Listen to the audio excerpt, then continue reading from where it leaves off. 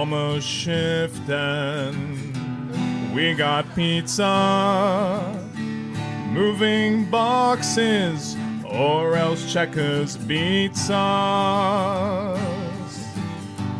Life is rough here in the depths of space. If shit set comes a-knocking, we shoot them in the face. Gun cargo, gun cargo, gun cargo, gun cargo, hail cargo, gun cargo, gun cargo, gun cargo. Alright, I got another verse. I hear a boy coming right in my instant, and it just asks me why I blew them all away. But I feel so great now with sovereign Cargonia. Every round we stand our ground. Gun cargo, gun cargo, gun cargo, gun cargo, hail Cargonia, gun cargo, gun cargo, gun cargo, gun cargo, gun cargo, gun cargo, gun cargo, hail Cargonia, gun cargo, gun cargo, gun cargo, gun cargo, gun cargo, gun cargo, gun cargo. Get back to work.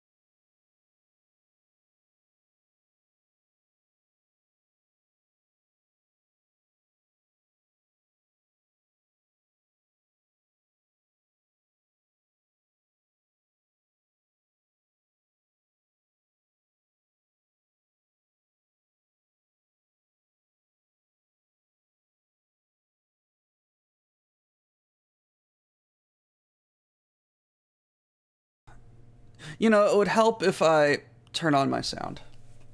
It would help if I turned on my sound. Alright. So this... this is kind of a last minute thing that I really didn't plan. If that's a word.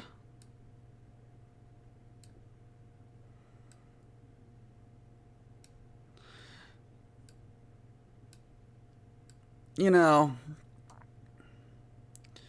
so I'm not prepared in the slightest for this. But I didn't have a game prepared, and I'm very tired. I didn't have a game prepared, and we've been talking about this Blood on the Lens thing for a while. So I thought, let me just go to Blood on the Lens and just talk to you a little bit about what this is from my perspective. It is a game system where you are a character in a horror movie. You have to survive whatever threat is on the prowl, investigate it, and perhaps defeat it. Not everyone will make it out alive, but certainly no one will make it out unscathed. All you need is a couple of D6s, your character sheet, scissors, some pens, index cards, and a rules sheet. Everything is explained in those things. This is a really, really fun system. Like, I really, really enjoy it. You can buy the PDF. I didn't mean to do that.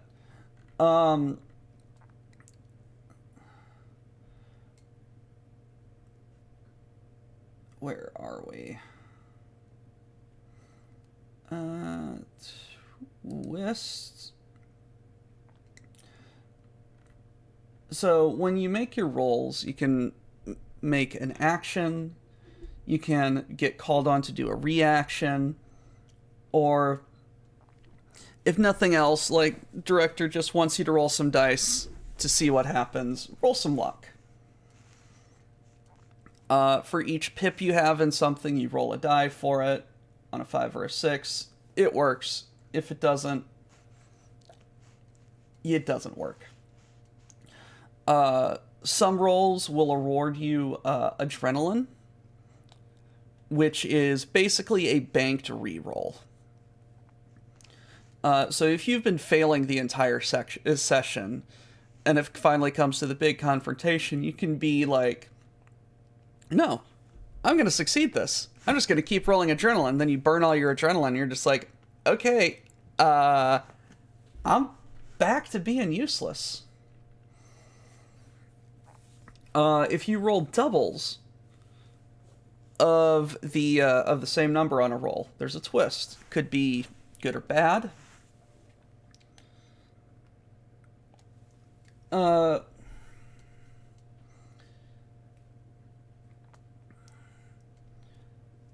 You know, so just stuff to make the scene interesting.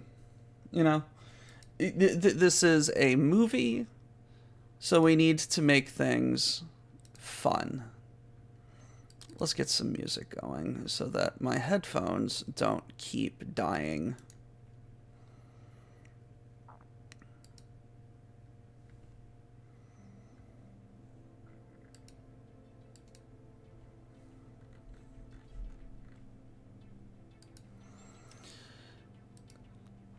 So what we've decided to do, and what I've decided to do is I need to get some water.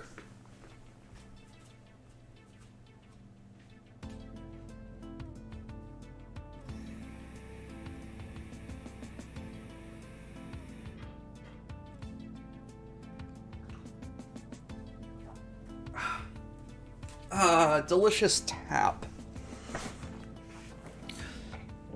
What we are doing, a couple of us, Lady Red, myself, Lictor, Ed, and Archon Eriker, is we have decided to create a Shoal write-up. And there's a lot of stuff that we've done. We've done a lot of it. All of the write-up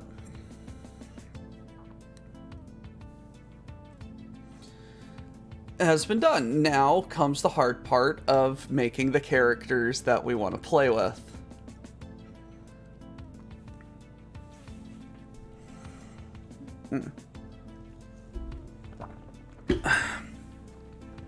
So let me read to you the write-up, or at least the introduction that we've done for Shoal. Get my glasses clean. The ocean was humanity's first abyss. On Shoal, it is the dominant one. Shoal is an oceanic moon orbiting a distant star, a world of rolling surface storms, endless pelagic blue, and crushing black depths where pressure folds metal like paper. Land is rare, light is fleeting, and seas roll on forever. Humanity arrived during its first great expansion into the stars and found Shoal already inhabited. The Shoali are not human. They evolved here, shaped by current, pressure, and tide. Their civilization is bound together by something older than architecture and stranger than technology: coral. Coral resembles Terran coral in structure, but that comparison ends quickly. It is psionically active, a vast living lattice of memory and resonance woven through Shoal's reefs and ruins. Coral sings, it records, it dreams. The Shoali learn to cultivate and sculpt it. Some strains store lived experience, allowing another mind to step into memory as if it were their own. Other forms are grown into living mecha forms called Titans, immense biomecha piloted through neural communion. Titans are tools of industry and war, every paragon awake. But Shoal is not a tranquil reef. The seas hold Leviathan-scale life, organisms so vast that they distort currents and eclipse city spines as they pass beneath. Some are mere animals. Others move with purpose. In the deepest trenches, where light has never reached, coral grows in wild cathedrals, and something there pushes back against thought itself.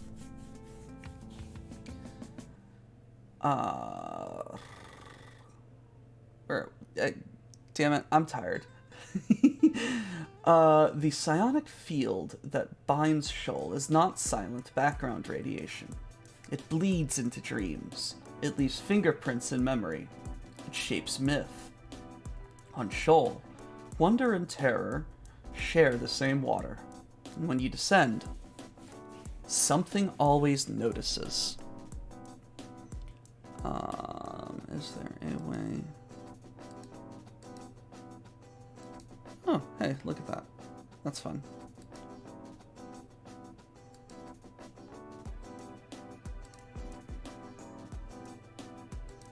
There you go. No!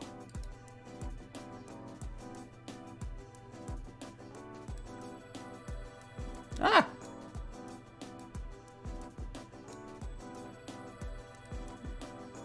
Just gonna do it like that. Okay. So that's our write-up. Trying to send Shoal as like a little bit of a creeper place, in a creepier light than we're doing with Jake's book. The specific location that we're in is called Echo's Reach. Echo's Reach is built where few would dare anchor, braced into the clean skeleton of a fallen leviathan, and suspended over the trench of the abyssal crescent. The city climbs the curve of its host's spine, ribs arching outward into scaffold and pier, skull reinforced into vault and refuge. Below it yawns a depth that has never been fully mapped. The dark shifts, the bones hum. Here, psionic currents rise from the trench and resonate through coral and bone alike. Words linger, thoughts repeat. Memories sometimes surface where they do not belong. Echo's Reach is a city of divers and artisans and seekers, drawn to the promise of the abyss and to the strange phenomena it amplifies. It is a place of wonder balanced over oblivion, where leviathans still pass in sleep, and not all echoes are remnants. Hey, Diggs. So, we do need to say that dreams are... Yeah, reading this out loud, that we need to put,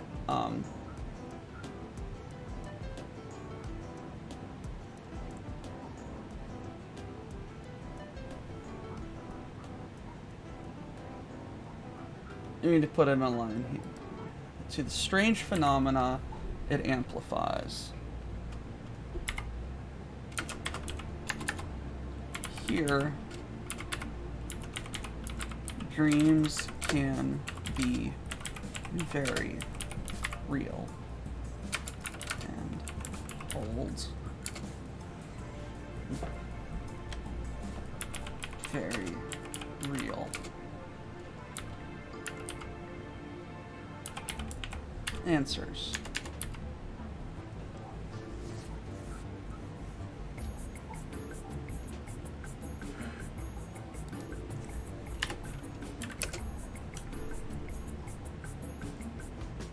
Alright. We got a whole mess of locations. We got a whole mess of characters. Got all of our all of our factions wrote up. Most of this is Ladies Red fault. Some of it is mine. Some of it is Archons and Ed's. But right now,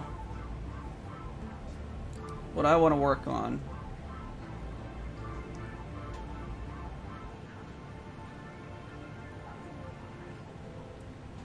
is making up a human character sheet. So let me see. Hello, Ed.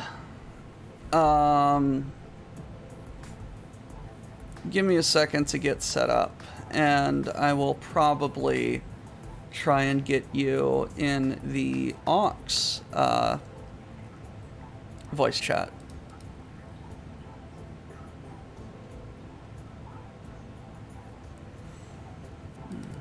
So if I open it, that's...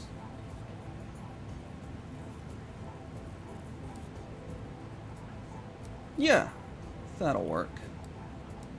No, that won't work. There we go.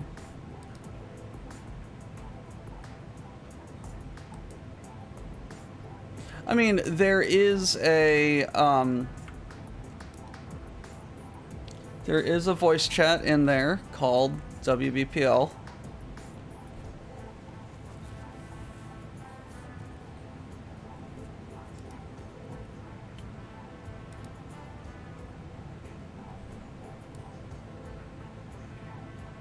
Come on. Yeah. I understand. There we go. Okay.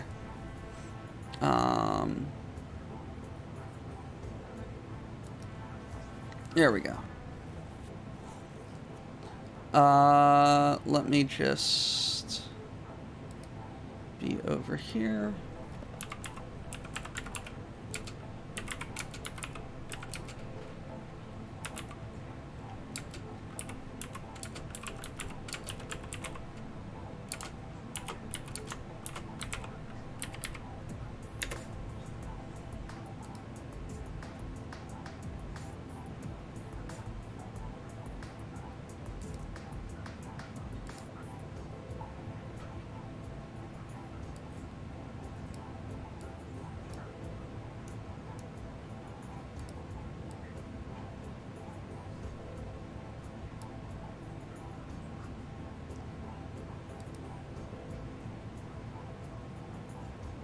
How do I drag him in?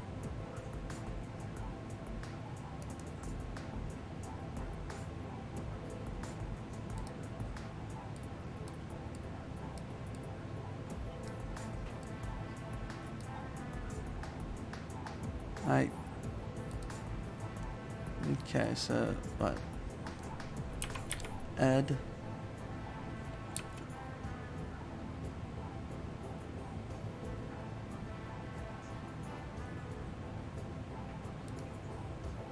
I think that works.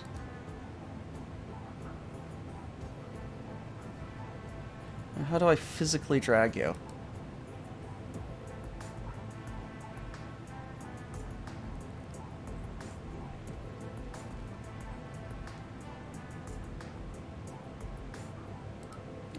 Lordy. Am I... I should be able to do that, right?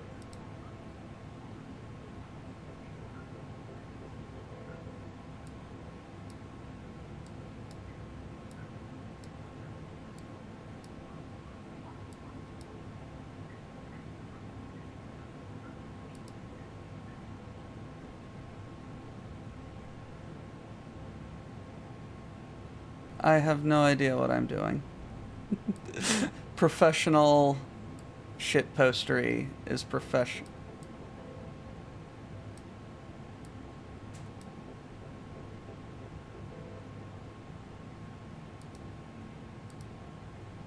You know what?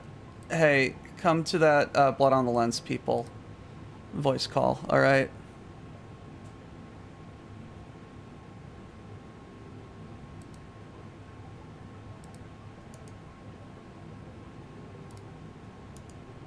Hey? Alright. Say... Oh god, I'm on stream. Yes, say hello to the people. Hello, peoples. I'm just saying Discord screwy. Hi, Zork.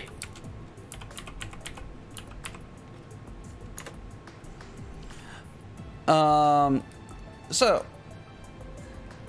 Hey, Lady Red. Hey, Red.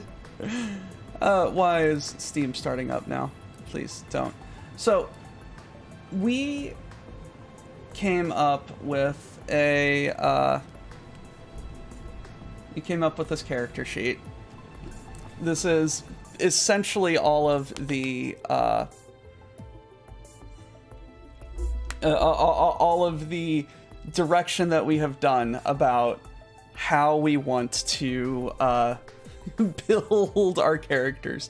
The Dark Senate, hello, welcome, first time chat.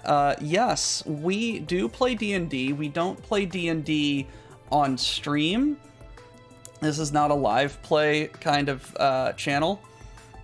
We mostly just kind of play video games and other kind of things. This is an expansion of what Lady Red right there has created for us. This is a setting that we have created called Shoal, a underwater merperson mecha thing. And we are making a horror RPG write-up about it. Yes, I do DM. In fact, I just DM'd last night.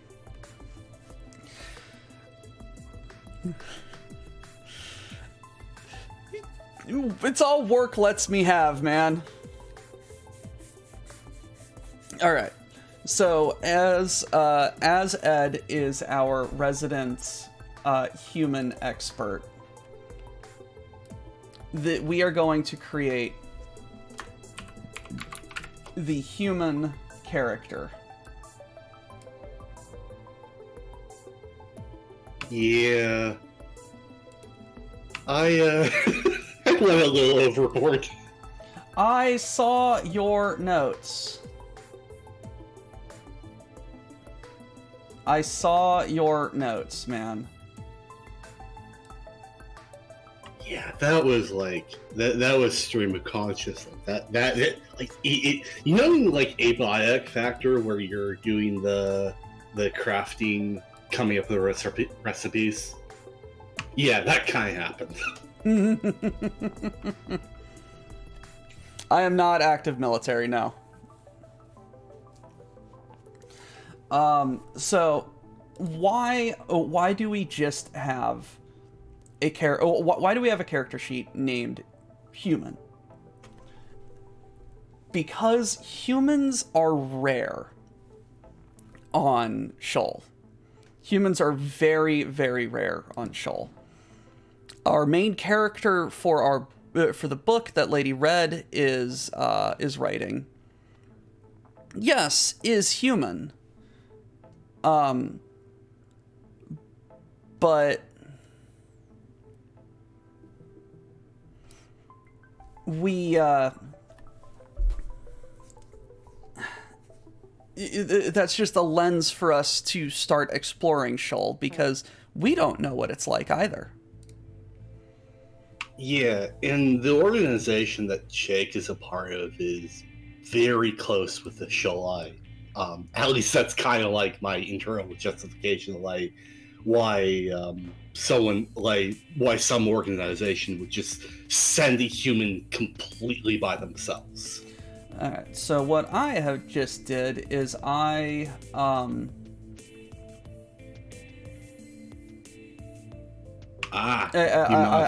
moved the note box a little bit. Yeah. So what's unique about Blood on the Lens, everybody, is when you create your character sheet, all of the rules exist on your character sheet. And if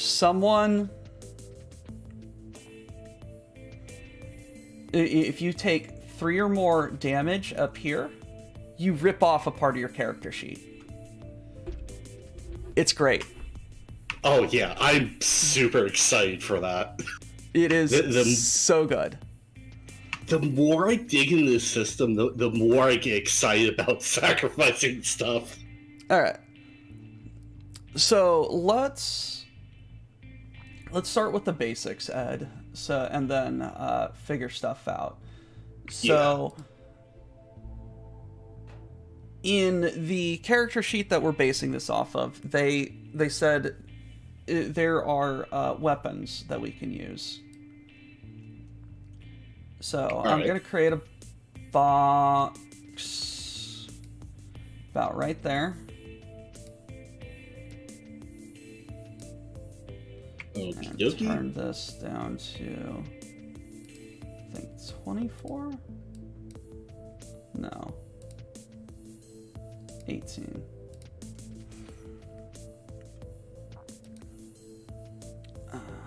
Alright. No, 16. We're doing live design here, people. Get entertained.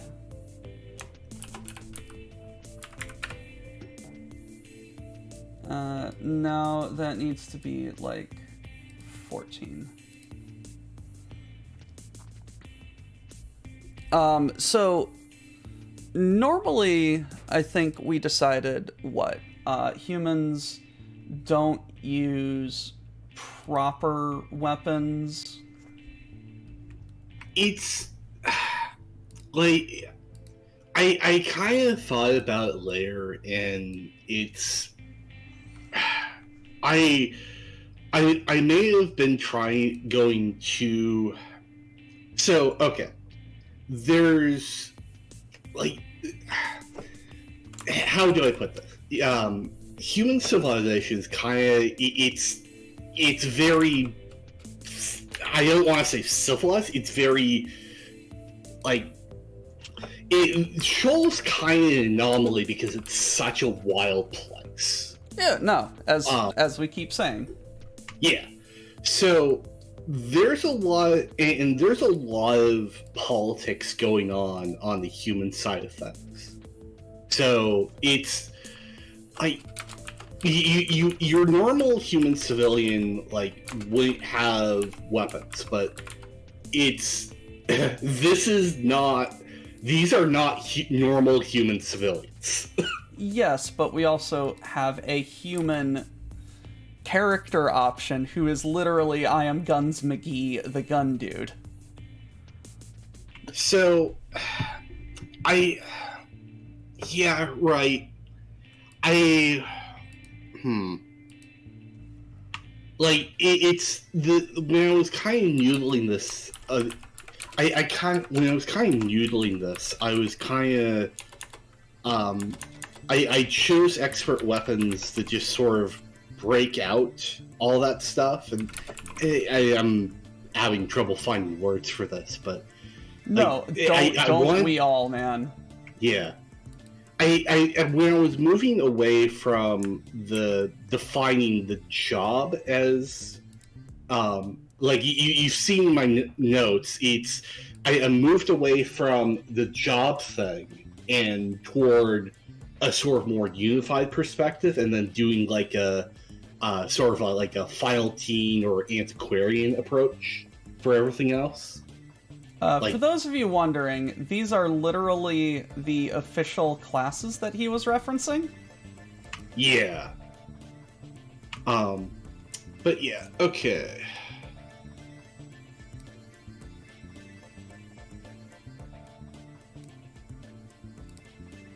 And part of me really loves fucking around in paint. Another part of me really doesn't. Zork, it's the humans are kinda more like think how the expanse works in its politics. So you have and kind of like it's a little more it's a little more yeah. It's a little more genteel. It's a little more. I don't want to say genteel. Like there's a little bit of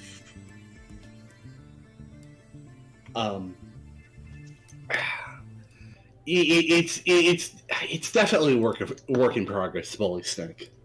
Oh no! This is 100% work in progress. This is me putting a gun to our head and being like, "Hey, we need to work on this." Yeah. I've been trying to work on like the. You're fine, man. Yeah. I'm just gonna make. Oh yeah, Babylon 5 is another like good like touchstone we're going off of. Like in fact, Babylon 5 might be more accurate because you have humanity does have extrasolar colonies. But they're kind of like they're still very much they're still very much colonies. All the power is in the Sol system right now, and Shoal is really sort of the only extrasolar. Yeah, science and politics. Yep. Like there is definitely like there are definitely people on the Marin Oversight Council. Like the various nations are looking at this psionic stuff and like we need to get a hold of us. All right, so weapon. I'm just saying it's gonna be improvised for right now. Because that's a safe option, yeah. Yeah. So we need a couple of different options. What would be some Shoaly equipment that some human equipment that a human on Shoal would could potentially have? Okay, the first thing I can think of is power tools.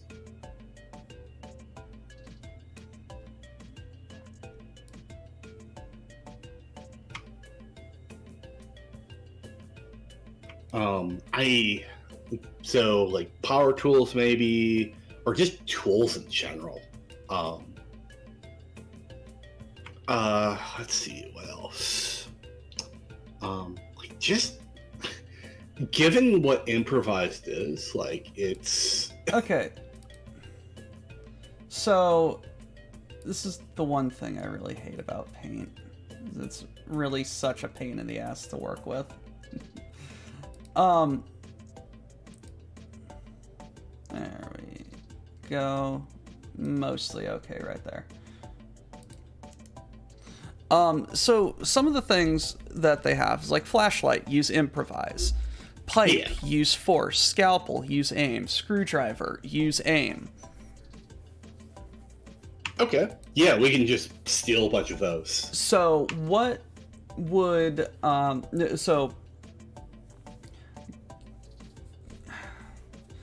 yeah, they definitely have a screwdriver because it's a tool and you're going to need it for your hab and for your suit.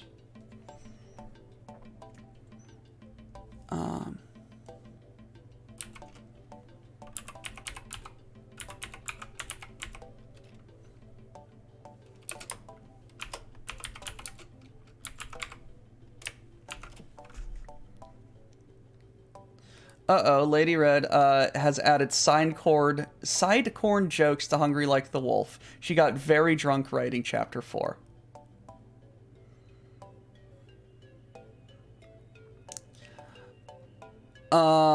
Welding rig.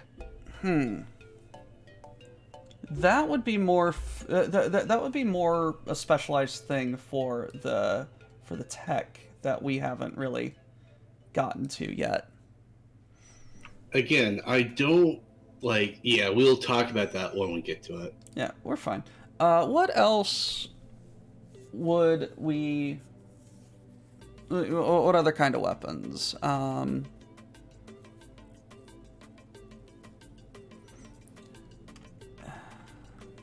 Big wrench.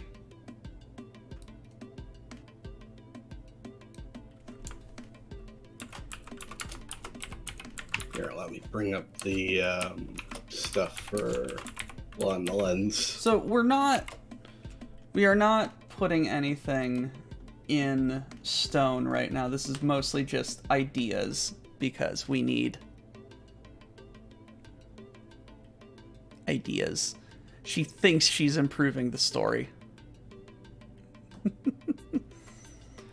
I loaded ads into Clan Wolf's battle pods, including Discount Dan and Engine Degreaser. Oh my god, what craziness have you wrought upon us? I thought Sork was the guy with war crimes.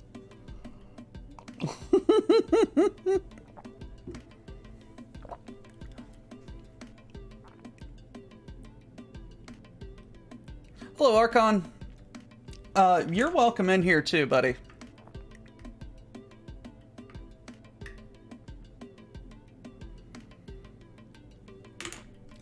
Pry bar. Ooh.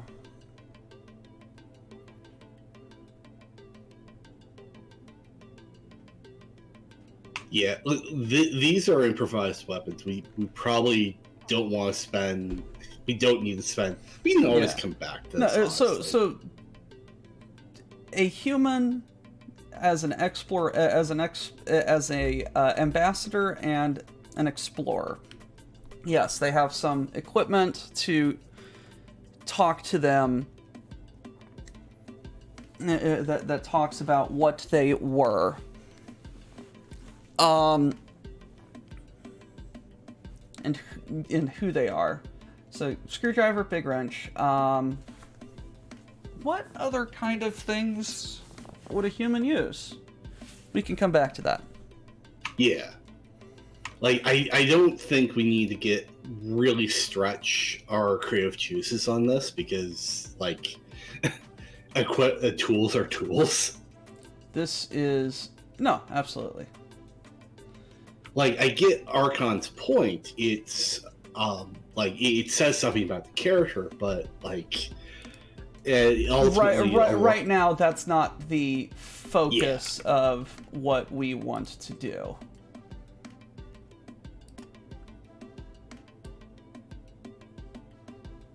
So right now, what I am doing is I'm going to create another box, and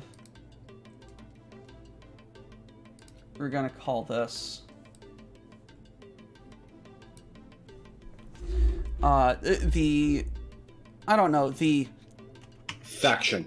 I already have this box written up. Oh, you do?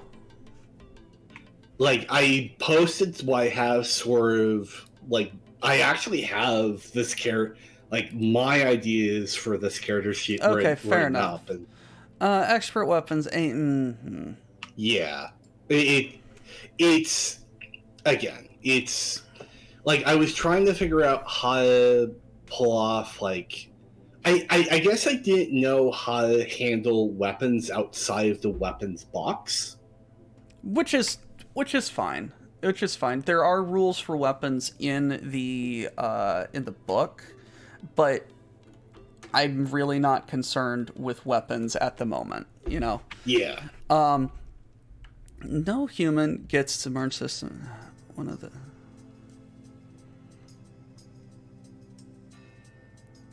Okay. And, like, the exact wording probably could use some work, but that's... I think the faction box is probably one of the more complete sections. No, I think I am actually just going to lift that mostly wholesale. Yeah.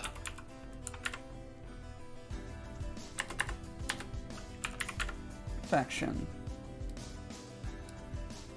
So we're going to do 10 and bold.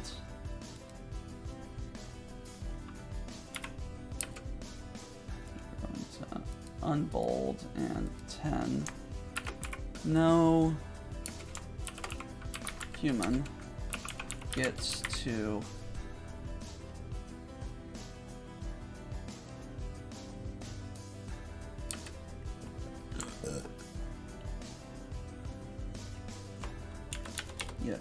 into the MERN system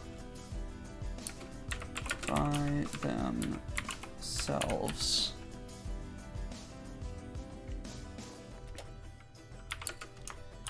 Who sponsored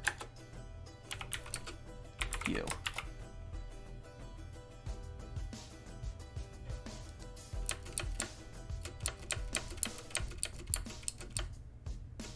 I will note, I use Solarian very specifically here. And this is mostly, like, most humans would accept Terran, but the Martians are, Martians. Like, definitely a big dose of, like, the Martians from Expanse. But there's even more of an independent streak there. Okay, yeah, I'll make note of that, Zork. Yeah, I could definitely see human presence on Pluto. Most of I identify as Plutonian. Defenders of humanity with the defeat the horrors of Shoal with the power of humanity and this gun I brought. Yep.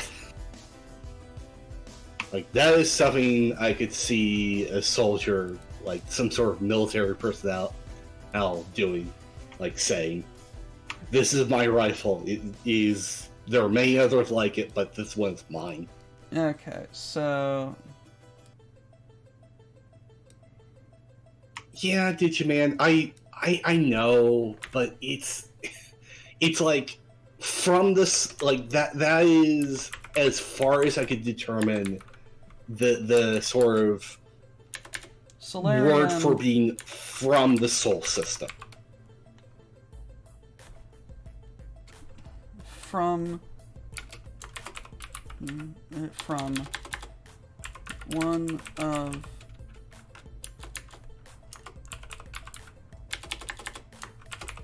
human is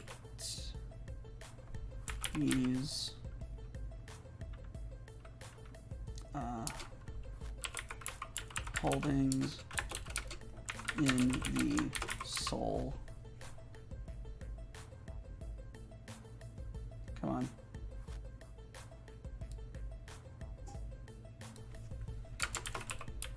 system.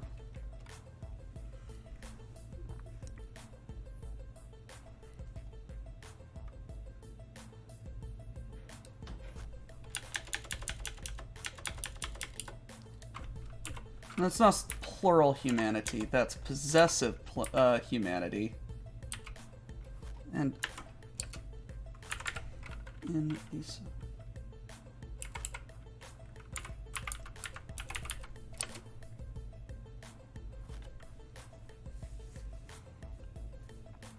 From one of the planets in the Sol system.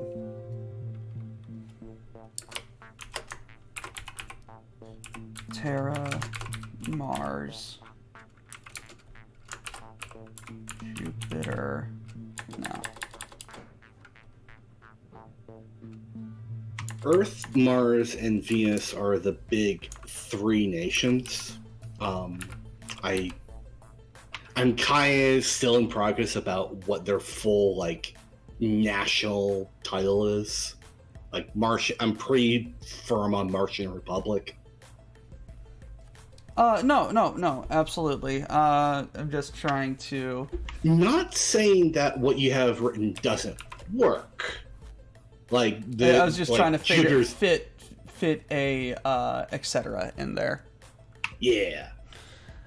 All right. Yeah, So, cut Solarian, and just start from one of the planets in the Sol system. I've already advanced beyond that. Paint is a son of a bitch. Huh. I know Creta lets me go back and like click stuff. I am doing this as jank as possible, man. Beautiful. Okay.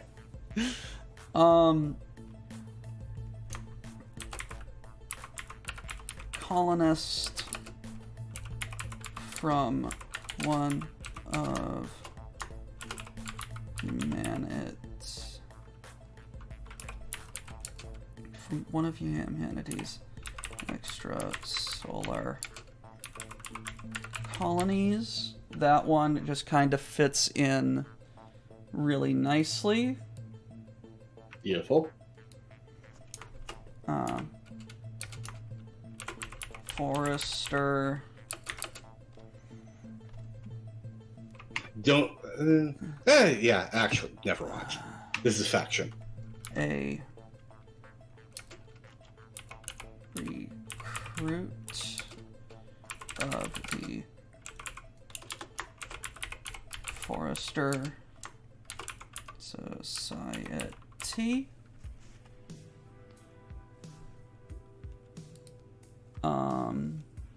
So who or what is the Atlantis venture?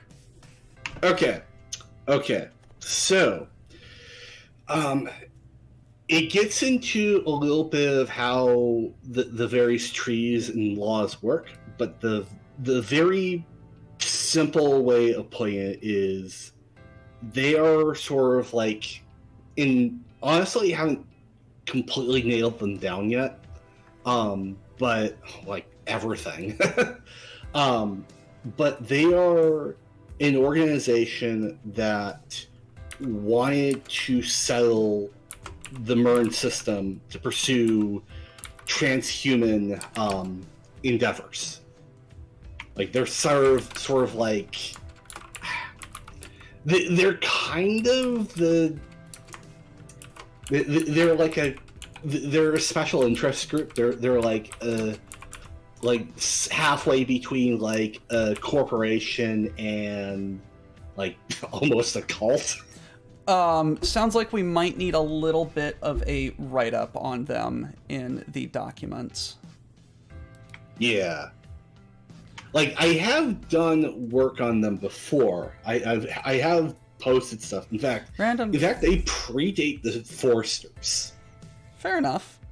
Random thought, but if when people meet another spacefaring race, we just need a new term for long periods of time, because a year is just a lap around the sun. 1 year on Earth being like 1.3 years or whatnot on another planet is annoying, but having to do math on how long ago 2.7 billion alien planet years ago is going to be a pain in the ass to calculate. Yeah, Digiman, we actually thought about that very early. Like, I think the first stream, actually. We talked about that, or at least the first couple of streams. And it was like it just, Lady Red was like, just make it simple. We have a year, Shoal orbits Luastra every year, like one Earth year, done. But yeah, it's at this point, humanity's kind of gotten away with like a year, like an Earth year. Although, like, the Martians would definitely strike out and do something on their own. So I may have to think about that a little harder. I recall for some Mars missions that the families, or that the people in mission control and the people and their families adapt to like the 27-hour Martian day. Oh, that's amazing. That is amazing.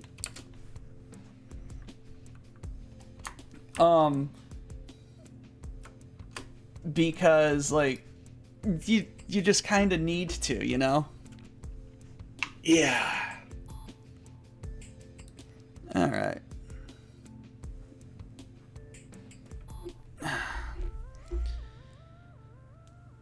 Look, Archon, I wish, like, honestly, I just wish I didn't have to sleep. There, that's like an extra, like, 8 hours right there. Okay, I like a bunch of your ideas here, but again, I don't know. It's okay to say no. They're very. It's very good. It's a very good beginning, and again, we are in throw shit at the wall and see what sticks mode. Yeah. Like I kind of felt a little bad about like just going like dumping everything we had already done and just sort of going off in my own direction, but sometimes that's valuable.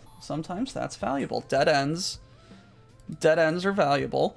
One of my favorite lines from from when I was in school for computer science is fail faster. That's a good one.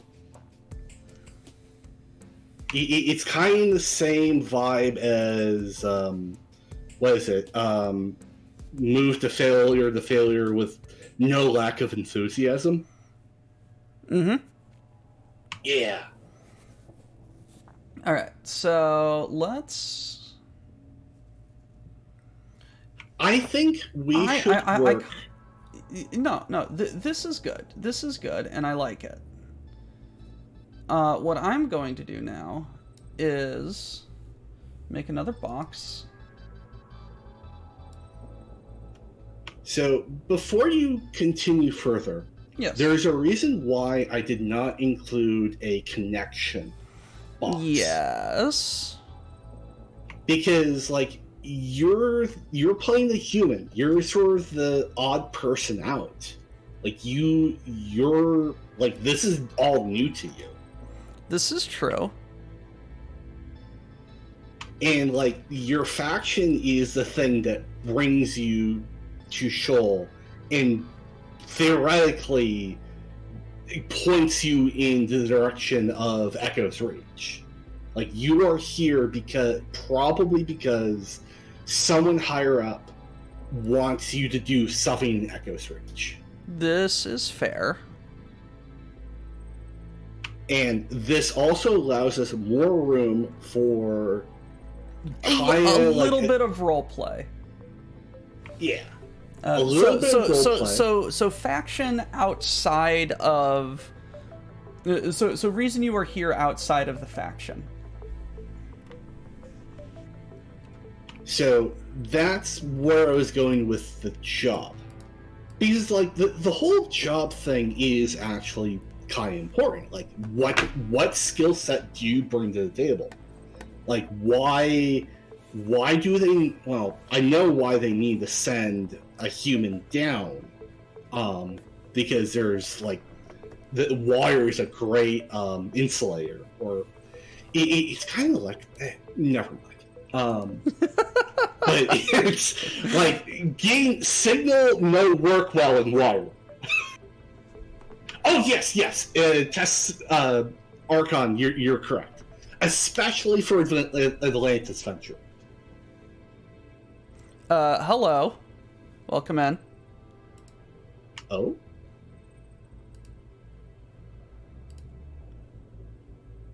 Hello. Hey. I figured I would steal from Mo and knock on the studio door before joining. Ed Gauss and Archon.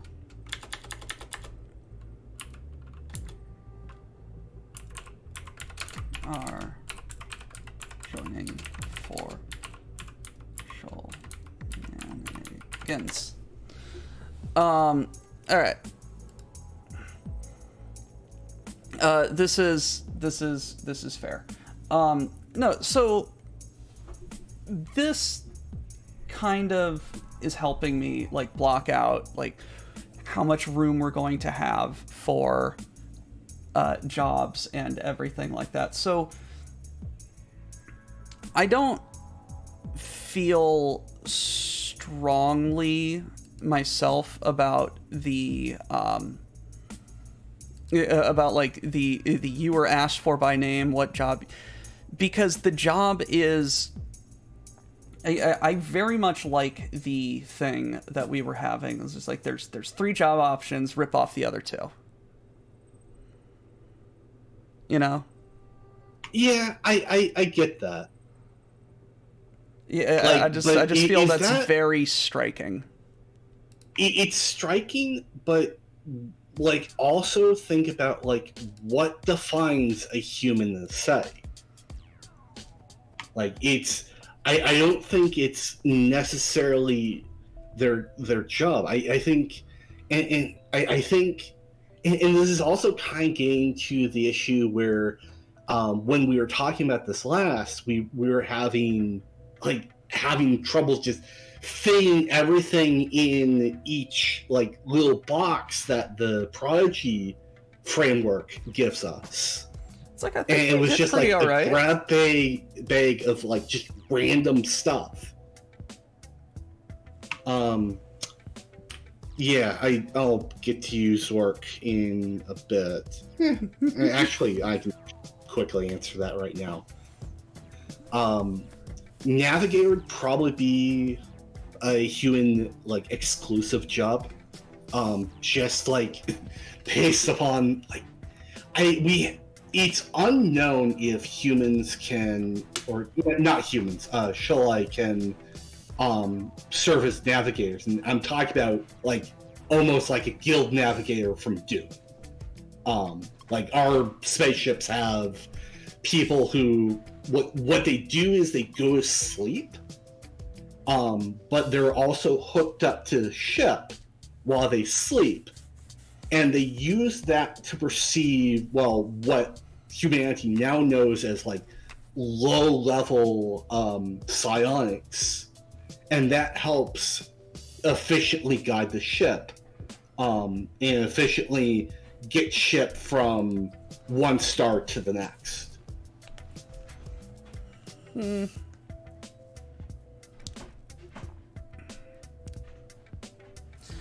I think I have a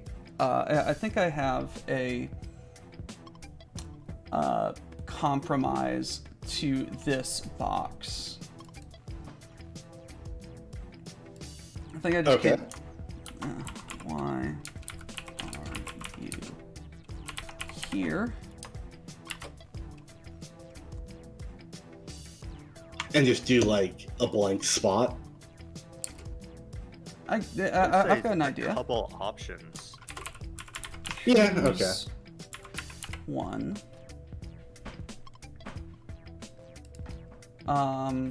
Yeah, and then we'll do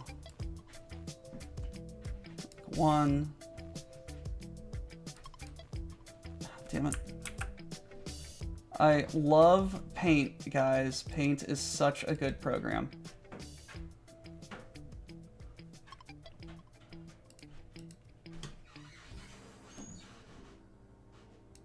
One.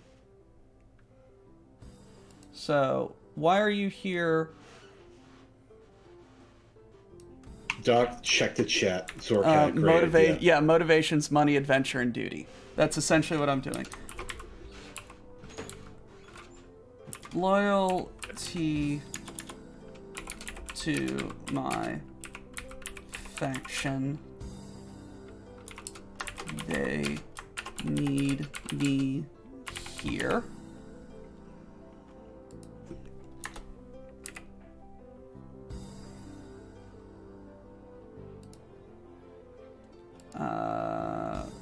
Give me another box.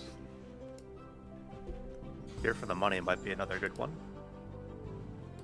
Yeah, being on Shoal probably pays very well.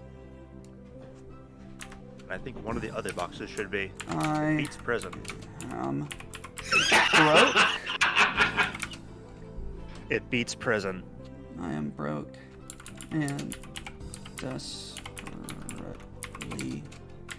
needed the money.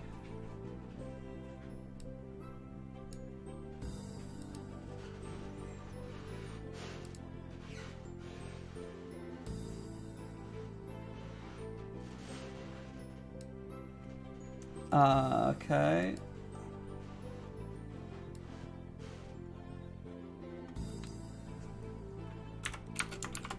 My old life was boring and I am looking for adventure.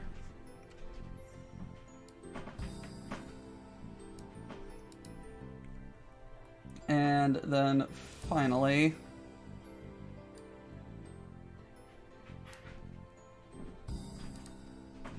we're just going to combine all of those ideas into choose your own. Yep. No, so I like this. Yes. This is giving us plenty to work with for ideas, and we have plenty of space. Now we can actually, now that we have like defined the role play of the character, now I think we can start getting into the play of the character. Okay. And I think the first thing that we're going to do is make a little bubble right here.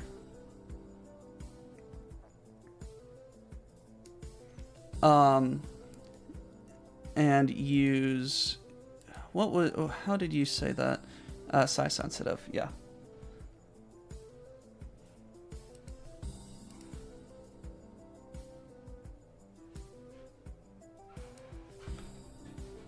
Like I like one of the things that excites me about this system is like you can kind of simulate like as you sacrifice stuff, you kind of refine your character. No, absolutely. And the things that we make for the character also make the aren't the only things that we can sacrifice. You can sacrifice all of these actions over here. Yeah. Size sensitive. Okay.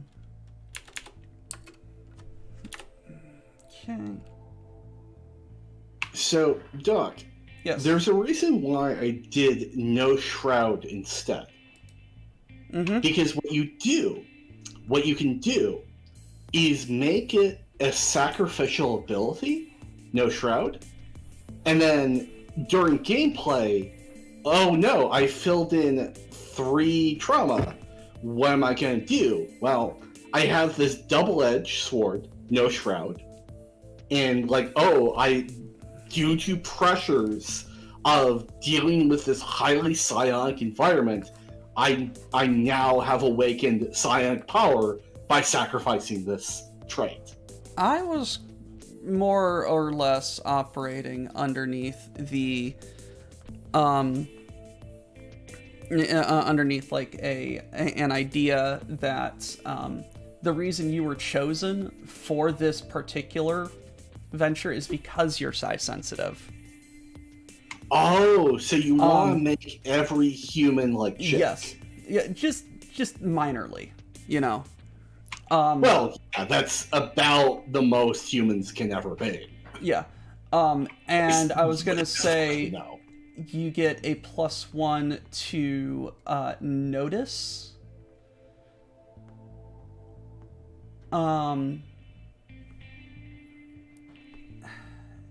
Yeah, I think that's a good. And that would be a good reason why you +1 are to the notice only and +1 to human here. convince, because you yes, here we go. I think I have a good way to describe this. So bold, 10-point font. Your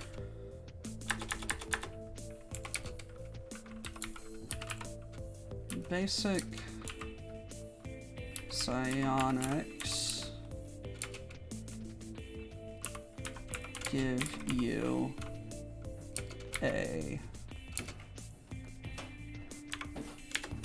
+1 to notice and +1 to convince.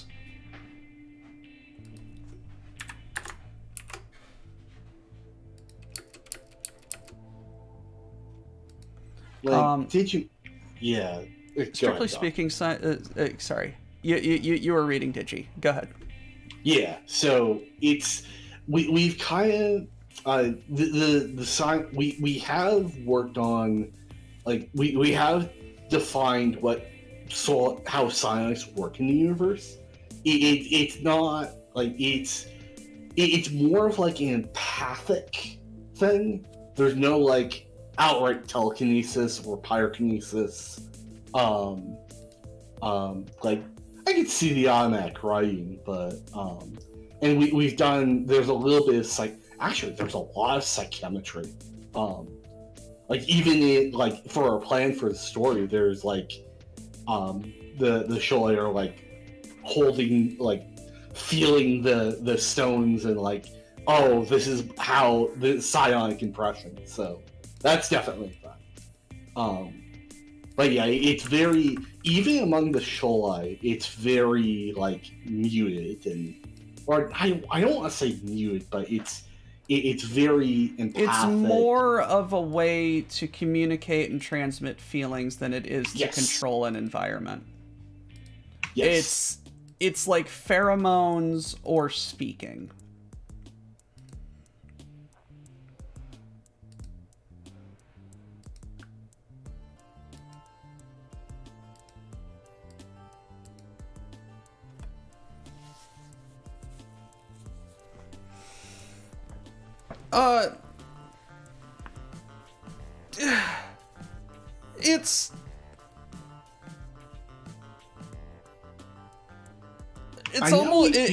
It's almost a form of telepathy. It's almost a form of telepathy. It's not like anything like telekinesis minded or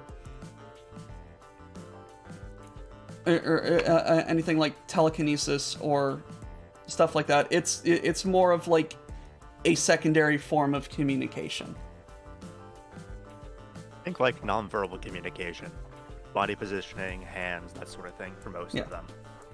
Telepathy and empathy is mostly what it is used for, yes.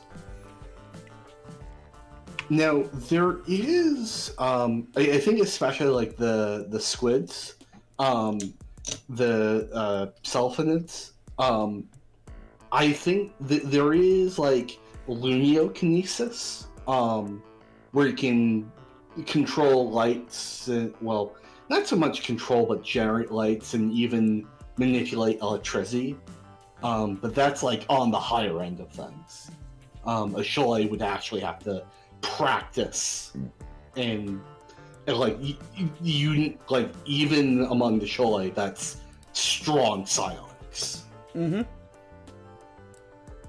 the closest we're getting to like magic abilities, I'm putting under the adept stuff, and even then, they're more preternatural than they are supernatural.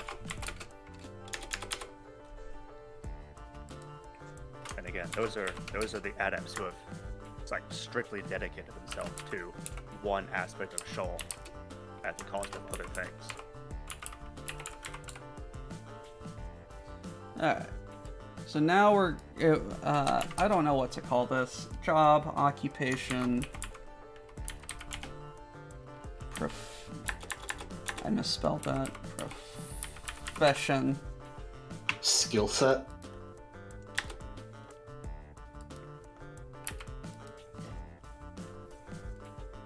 I don't know. Yep. My profession / skill set should probably be good, since job, occupation, and profession are all synonyms.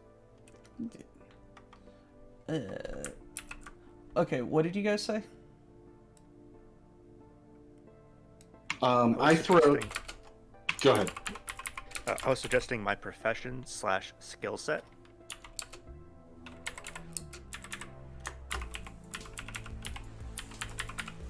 Like we Did I could. spell that correctly? Don't ask me. 1 F, 2 S's.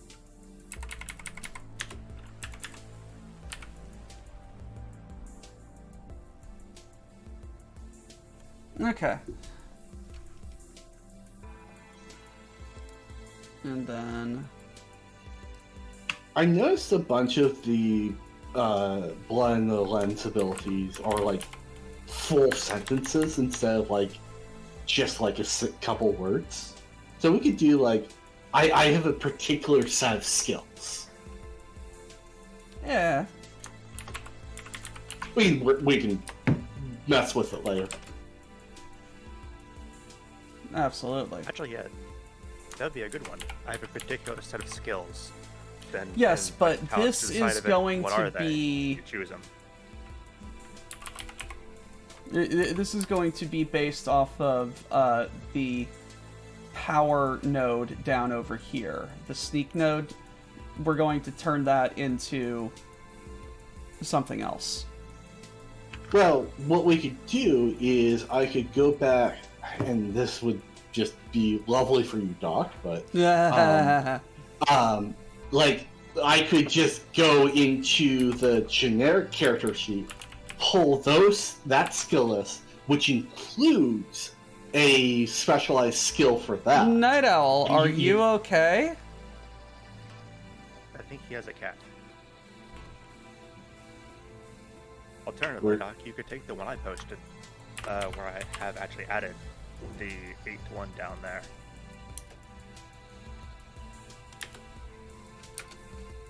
Or if you're willing to take a bunch of time in this, I can tell you what you need to move from each one to get that, because I think it's just one dot below and above each set of dots. Let me turn down my music. Like, I know the reason, like, this is another reason why I kind of strayed away from, like, the Prodigy template. Because, like, I kind of, my gut instinct is, I don't think this is, like, a unique skill, like, but that's just my opinion, of course. Like, honestly, like, a lot of this stuff is, like, already covered by investigate or improvise or aim, I guess. Yeah, fair enough. Fair enough. But I also kind of really want to nail down and just get like a more professional idea of what we're doing, you know. Yeah, like, And it's again, it's like what we had, I was really vibing with, you know. okay. It, Yeah, I think having like a dedicated job button is going to be very good, because if you sacrifice that, it would represent you getting fired or something. or like your suit gets damaged, or Yeah. something, or like you no longer agree with what the job is. Like, that kind of gets into, like, something I put on the cutting floor. Instead of job, have a suit type. So, like, you have a combat suit. You have, or I think I was kind of doing, like, mini personal sub, ADS, and then circulation suit. And each one would kind of vague, like the personal sub would be the technician, essentially. Like, you're not sneaking around, you're not like, but you have like this extra like equipment that you can carry. The ADS is sort of the combat option. Yeah, So if I may, like, part of the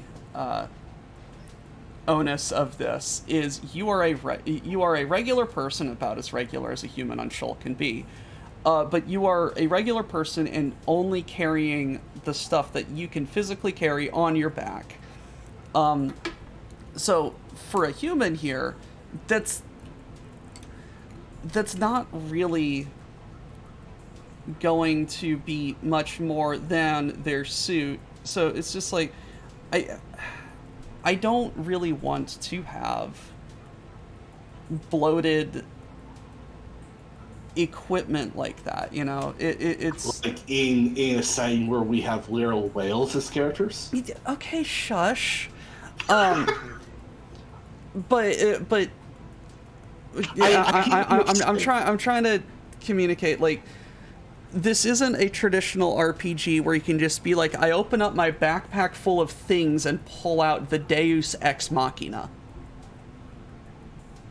Like, it's, I like what words? Yeah, I get what you're saying. Like, I don't think, like, I think I don't think the personal sub would be much, like, more than, like, at the end of the day, I don't think it would be much more than, like, the hard suit. It would just be different. But yeah, we could have, like, if you wanted to do, if you really didn't like that, which is fine, like, we could stick with jobs, of course, but we could also do, like, just industrial hard suit, combat hard suit. Yeah, something like that. But yeah, we could do that, or we could do whatever. That was it's just an idea. No, absolutely, and all ideas are valid. And Yeah, I again, super appreciate your help. but you're gonna stick with the job thing. Mostly because it fits really well with the aesthetic that we're going here, and also I look at that, like, that's perfectly divided for 3 of them. Yeah, that's even more room than the Prodigy. And we had a lot of ideas. And this is kind of why I wanted to move away from, like, again, this is getting to, like, we had a bunch of these random ideas for each job, but we didn't, like, have a coherent ability for all of them. And it felt like a bunch of gear, and then maybe, like, the researcher had a really solid ability. Yeah, And that's why it eventually turned into the alien perspective. But yeah, continue with I recognize that you have the best feel of the system, and it is not that I am dismissing your ideas. No. As the resident Shoalnanigans human expert, I am not dismissing your ideas. I am more concerned with how the hell is this going to be playable and engaging in this system. You know? Yeah. And you've come up with some really good ideas.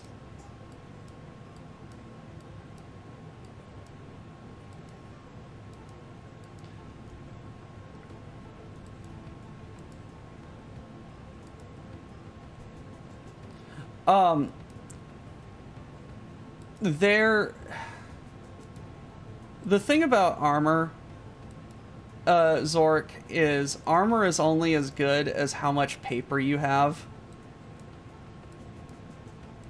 Well, I know the final team has a trait that, like, once per session they can just ignore trauma. And one of the other characters has, like, my sanity, my physical health. Yeah. As things that they can sacrifice without consequence.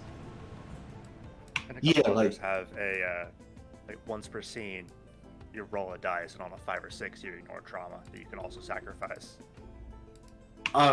So you're thinking about the Exorcist, I think? And that actually isn't limited to once per scene. You can use that as many times as you want during a session.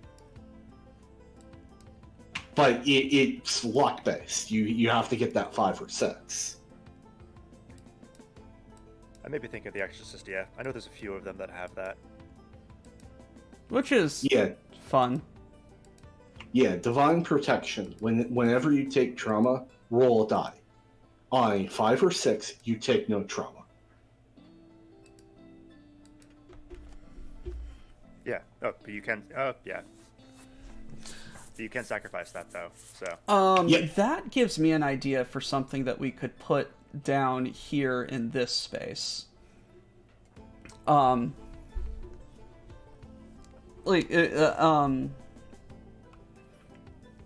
Like to reflect that the suit has some sort of armor on it. When taking physical harm,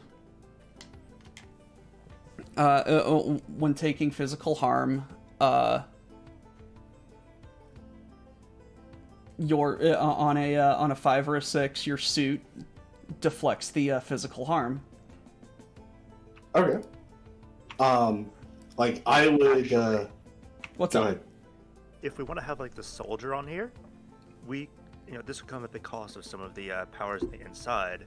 But with the 3 we have, we could have those remaining 3 sacrificings in the middle section be like a point of armor.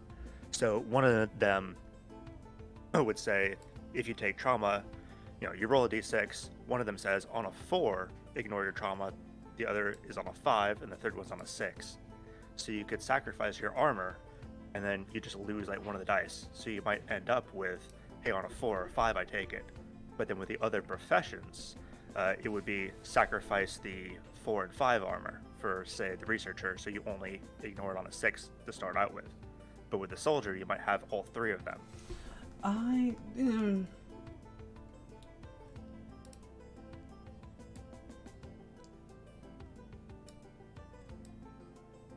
So, like, I like I think it's a cool idea mechanically. But also, like, and this is kind of something I ran into when, in my idea, where I was going to have, like, the jobs where we have wire here. And, like, each job, like, modifies the character sheet. Because if you have character options that sacrifice... Here I am, just drawing in paint. Yeah. if you have character options that just sacrifice things, like you're reducing the character's like ability of armor.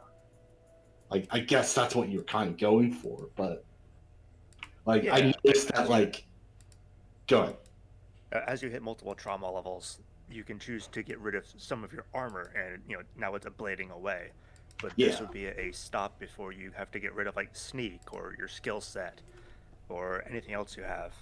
I think I have a solution. The balance there would be what we put in the skill set box, because someone like the researcher, if we have them sacrifice both their armors at the start of it, leaving only the 6 up, then they would need to have something better in their skill set to balance it, versus say the soldier who has the biggest armor would have less in their box because they have more things they can sacrifice. Or we could simplify this a little bit. We just have the ability as written below size sensitive is just like on a 5 or 6 basically. Because that's basically like pulling it from like exorcists.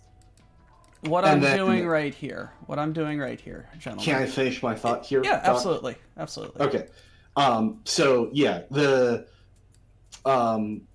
so 5 or 6 for all characters, because we're pulling this straight from that's 1 for 1 what the Exorcist has, and then Soldier has an ability that makes that ability better.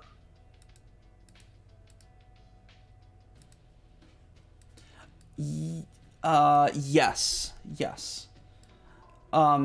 So advantage in this system means a success happens on a 4, 5, or 6. I was wondering that.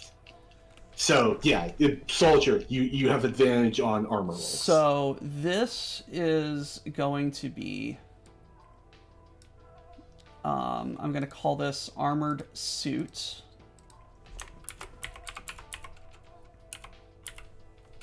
Yeah, I see even the circulation suit having some armor.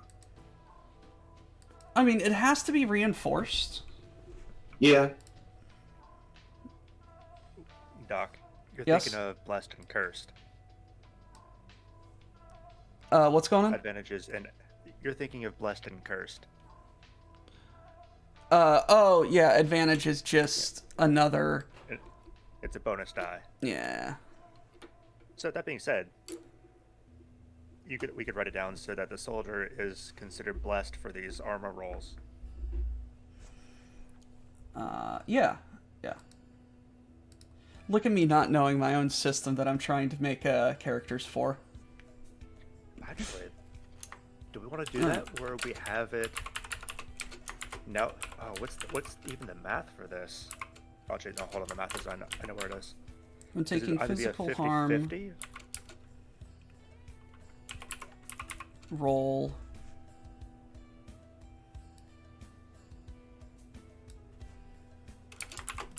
Luck. On 5 or 6. Take no harm. I like that. Doc, I don't exactly know what a luck roll is. Luck roll is when the situation does not count for it, or when you're just like, it's just like, hey, I want to search for this thing, and the DM is just like, okay, it's a catch-all kind of thing. Yeah, but I don't think it's a single dot. It is a single die. Like, Antiquarian has a similar ability where I think it's the Bard's Mask. Well, it's technically one of their trinkets, but Bard's Mask, where it says the exact wording is you roll a die and if you get a certain numbers, the ability works. In fact, it actually blocks trauma for other characters. Whereas, like, one of the other trinkets is you roll a luck roll, and if you succeed, as if it was like a skill check. Yeah. Although I suppose like a skill check can be one die. Yeah, again, I don't know the system, so. No, this ability right here, this armored suit, means that when you take physical harm, there is a 1/3 chance that you do not take harm. Well, yeah. Which I think is fine. It's a little weaker than what Exorcist has, because like that is just flat out 5 or 6 don't take trauma. Where this has to be physical harm. We can play with it. We can play with it. Anyway, let's throwing stuff at the wall. Yeah, no, this is fine. This is fine. Researcher.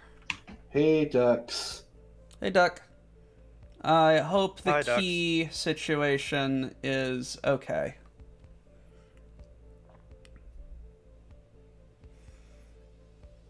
Researcher.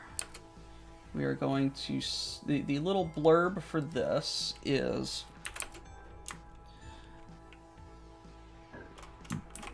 record and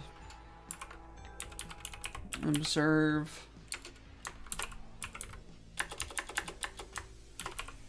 Shoal with your AI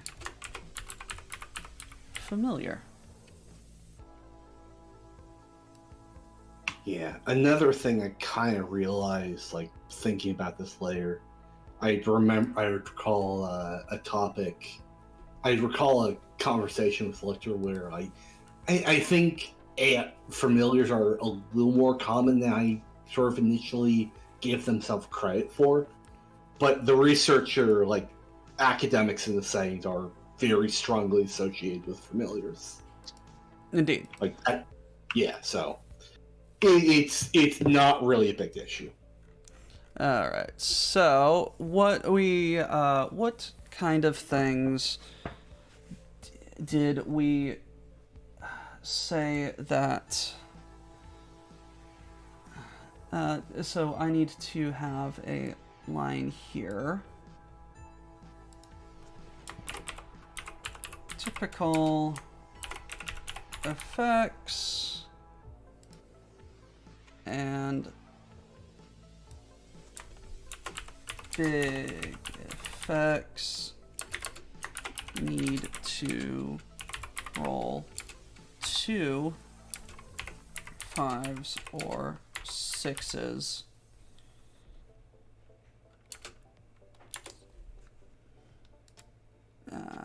Oops. Paint, you are a pain in the ass.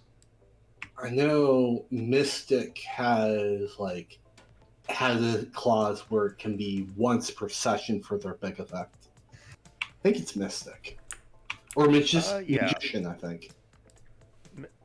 Magician. You guys have done way more research into this than me, and I've only played the game.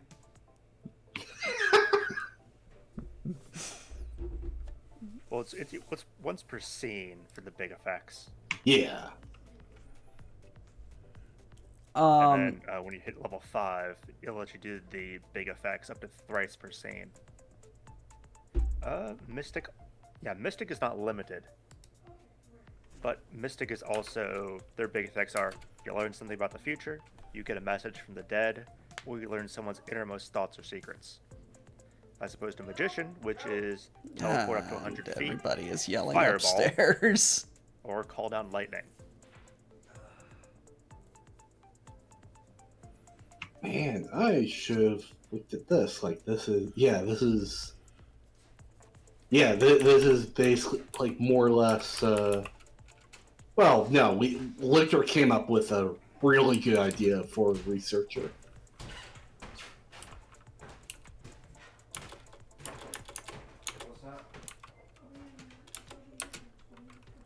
Tracking a target with the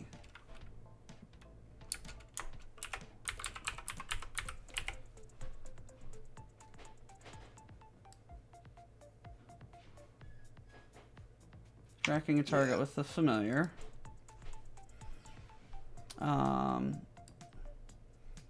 And like, it strikes me that with as much space as we have here, we might be able to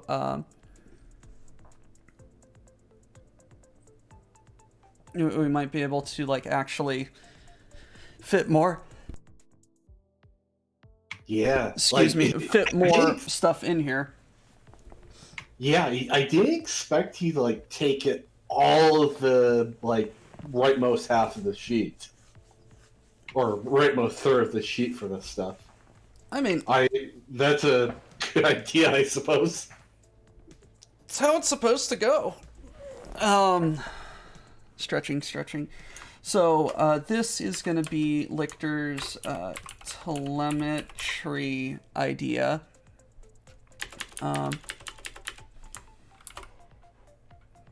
I think that like Lichter's like real genius here was you get to deter, like you get to establish a fact about the sighting. As cool as that is, I don't necessarily agree with it. Okay. I see. Everything makes sense now.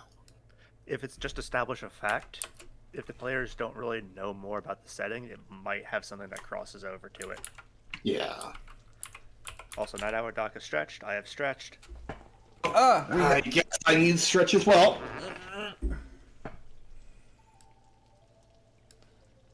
It is odd to be on this side of it for once, but I am here. Analyze telemetry.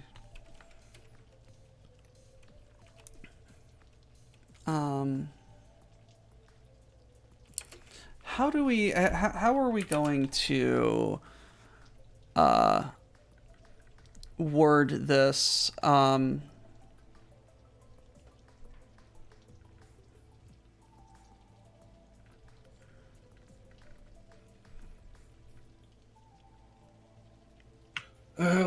Because like ask the director a question. Success means truth, failure means lie or obfuscation. Red herring. Take one trauma to overclock and force success.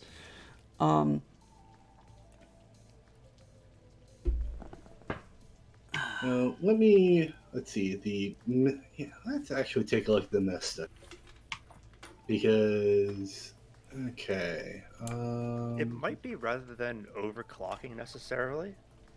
Do we want that to be like one of the effects or one of the big effects? The big effects were we had was like I need to interrupt for a moment. Did you guys hydrate? I am hydrating right now. Hydrate. Excellent. I have hydrated as well. Thank you, Night Owl. Thank you, Night Owl. Thank you, Night Owl. So weird. Thank you for being here.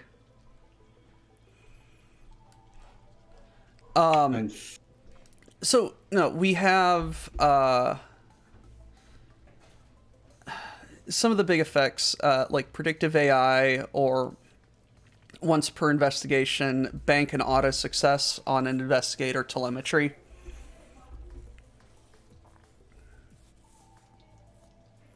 Like, we don't want to have like too many moving parts. No. We could also just have it be like you get a +1 to investigate, and to what's the one up top? I have an idea. I have an idea. What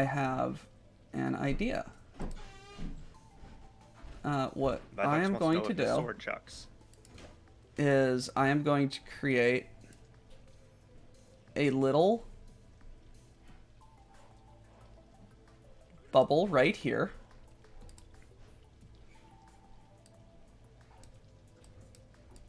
And this is a little inside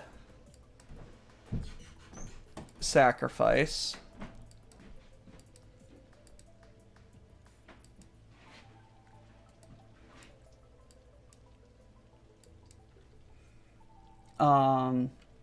And we are going to call this AI, that needs to be black. Hello, Zurich. AI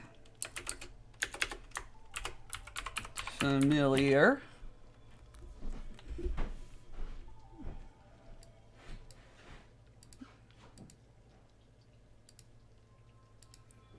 And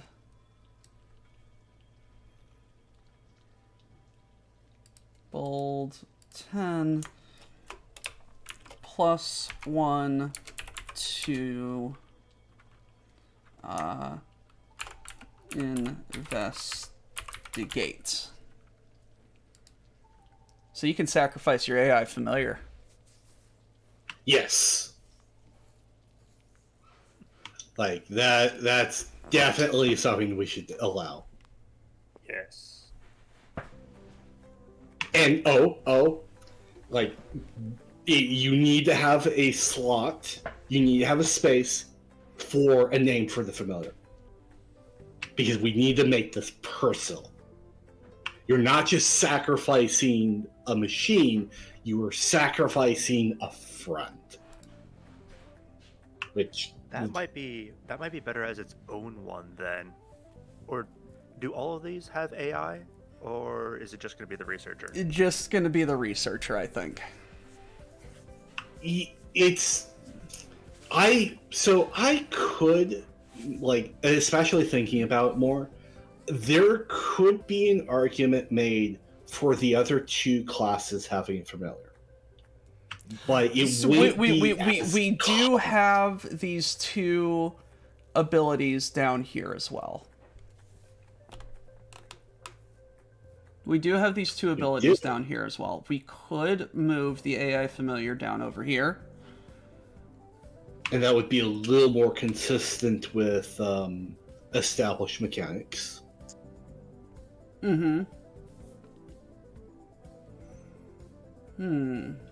If I may, we could do that.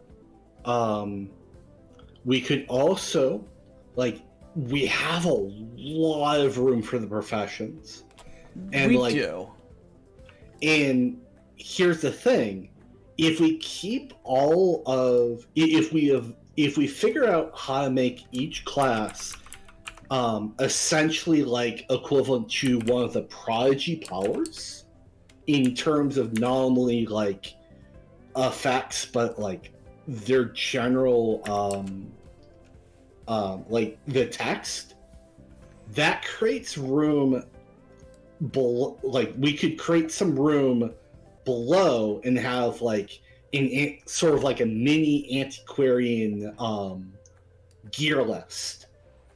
And that's how although like since we have the 4 boxes below wire the RPG, here, that's yeah. a little, it's a little yeah. No, you're like, fine. You're fine. Ideas is part of the process. Yeah. Like, I like having the extended gear list because, like, it's...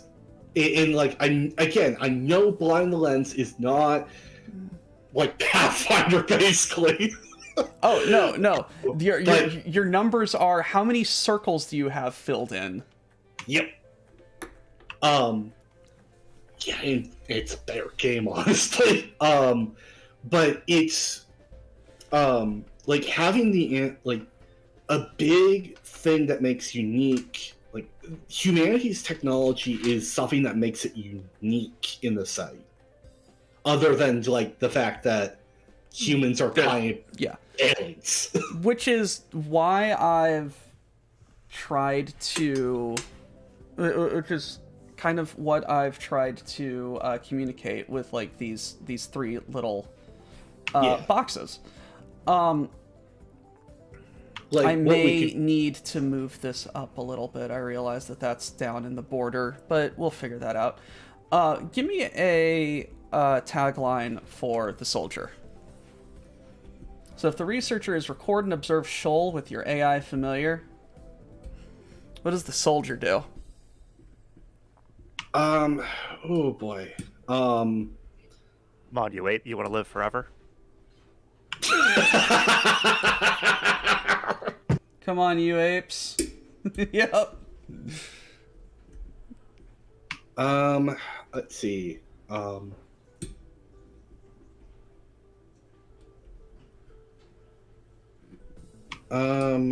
Let's see. We can come back to that. Yeah. Like, I want to come up with something snappy. That's the thing. So let's just put down. Come on, apes. Do you want to live forever? And move on. Like it's a placeholder, but it's funny. I'll do that in just a second. I could just Also, go ahead. it also does reinforce the idea that humans are not Shoalnanigans here. Humans are basically just apes on a planet of Apes. fish. Yeah. Do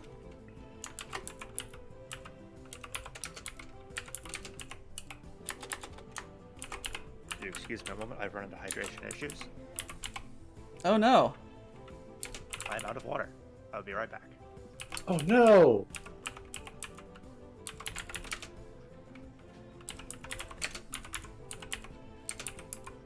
I misspelled power.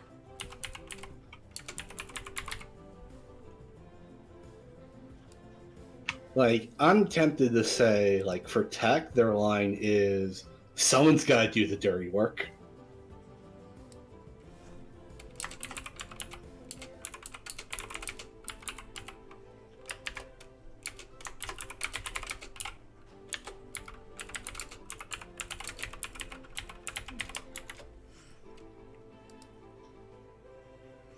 Um,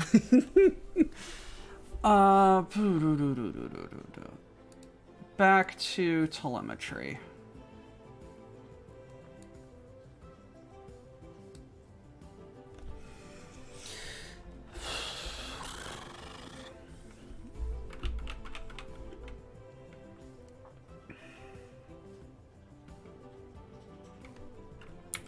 Ask director a question. I am going to be getting help from Mike, the creator, when he is not Super busy. yeah, his Kickstarter just ended. So he is very swamped with getting everything done. Yeah. The Kickstarter for Dark Matter. Ask director a question.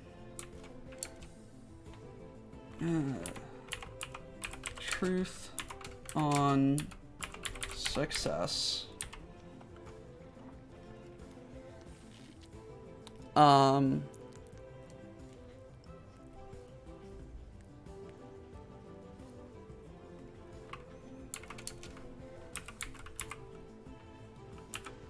Failure could be lie or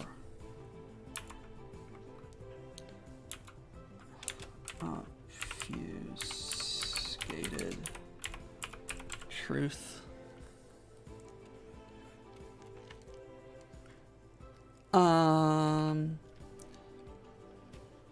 I'm just keeping in the take one harm to force success. I'm just keeping that in because it just feels right. Okay. And the big effects, it strikes me, we don't actually need, because the big effects we have are not things you roll on.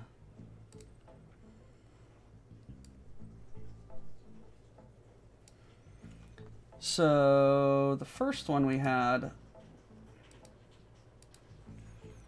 is addictive AI.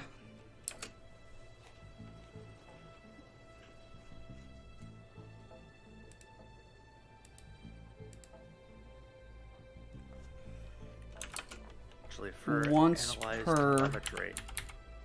session, once per session, re-roll and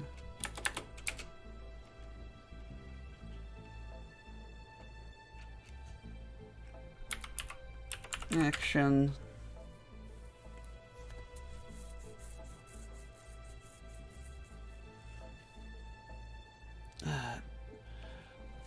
No. Or is the predictive AI is bank an auto success for investigator telemetry?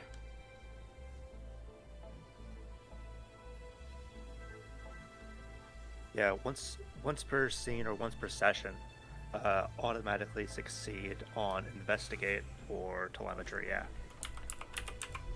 Yeah, I like Eric's idea a little better, because then we don't have to track information. So between this is session. So an episode could have multiple sessions. Yeah, I was going to ask how many scenes per session or how many sessions per scene. So at least for movies, what I'm tracking is like the episode is your entire threat area. So and then your episode typically a small. threat takes about like 2 or 3 sessions or episodes to get through, and the scenes are basically as many as you can fit in the session. It's like, well, what counts as a scene? Hey, we're leaving the bar and going to the big spooky house. Oh, we're leaving the big spooky house and now going down to the creek in the woods. Okay, so basically, whenever the camera shifts, Yes. majorly shifts, not just perspective shifts. Mm-hmm. How important are investigate or telemetry then? Because if they're not terribly major, I think once per scene would be good. Because once per session could be once every 2 hours, once every 4 hours, once every 6 hours, depending on how long your sessions are. I can't spell. English is the only language I speak, and I cannot spell it. Why are you talking about me, Doc? Why are you describing my life?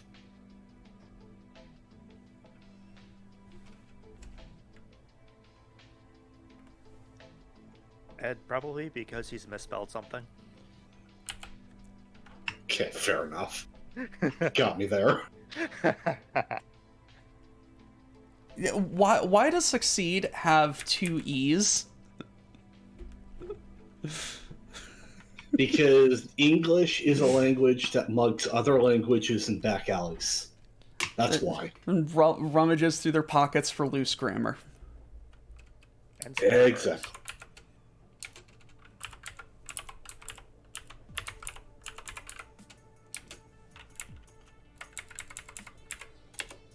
The better question is, why does succeed have 2 C's?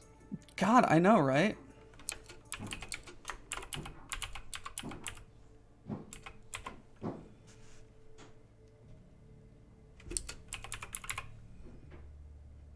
All right.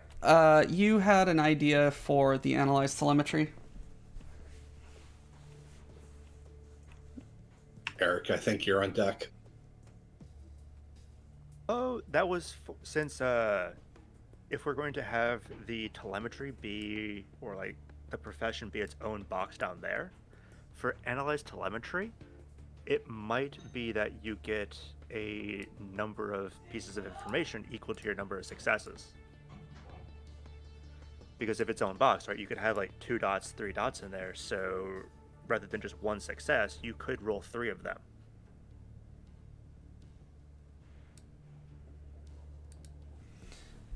Huh. So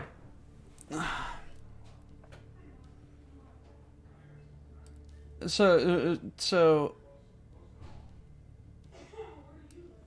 that again. For analyze telemetry, Yes. ask director a question or questions. You get a number of truths equal to the number of successes. Or number of facts equal to the number of successes.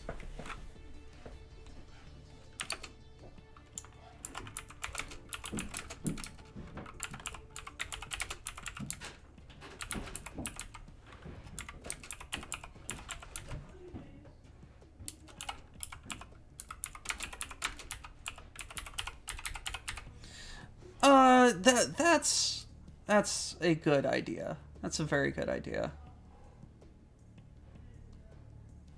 It also feels good to like actually get this down in a character sheet and be like, oh, this idea doesn't really fit here.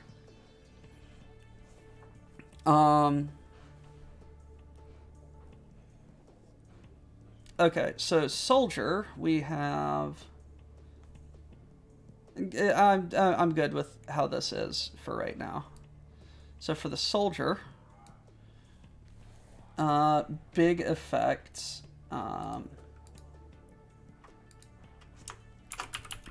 Open a can of whoop ass.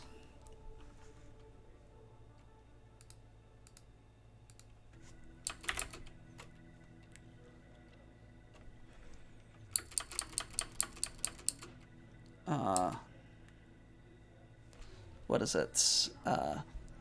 Once per scene.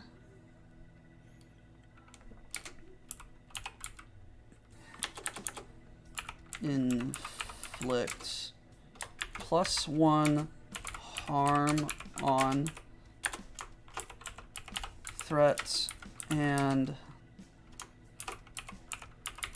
cripple it.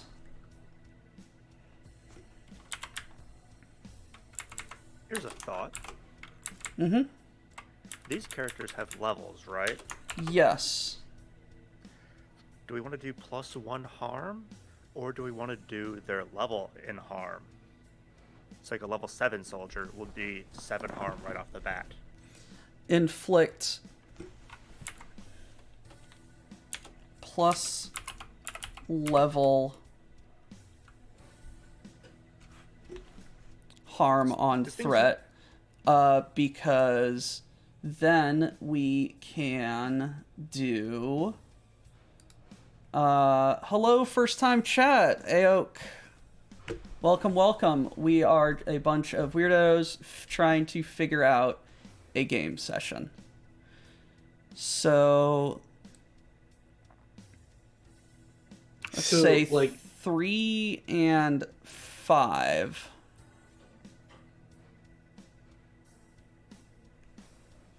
Yeah, because like each like wound or trauma, like is quite significant even for threats.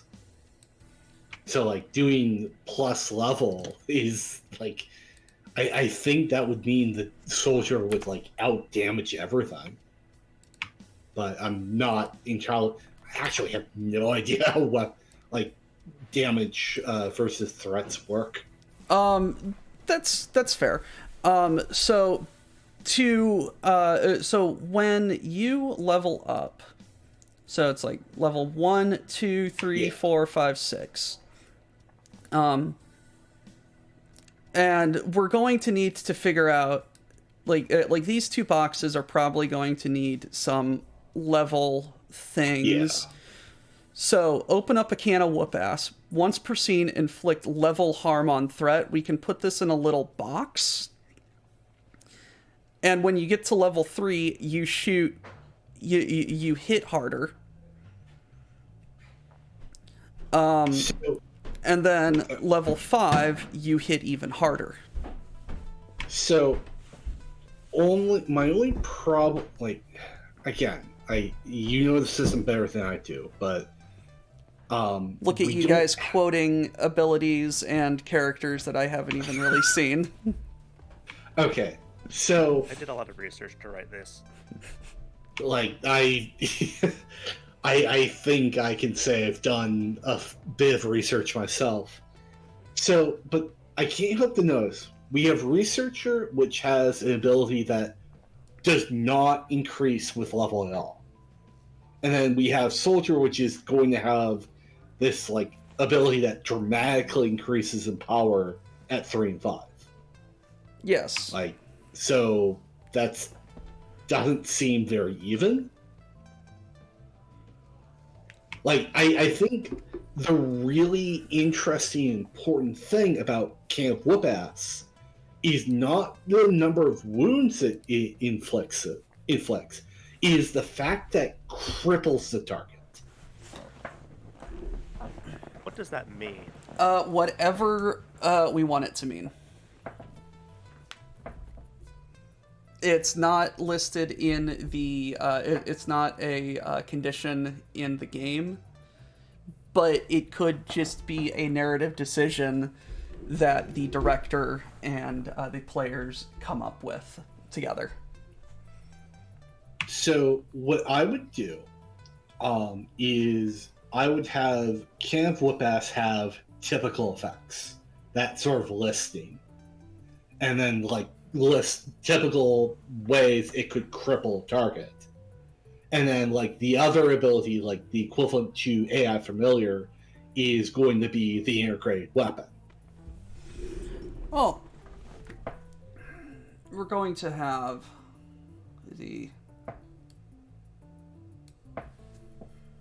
the arsenal.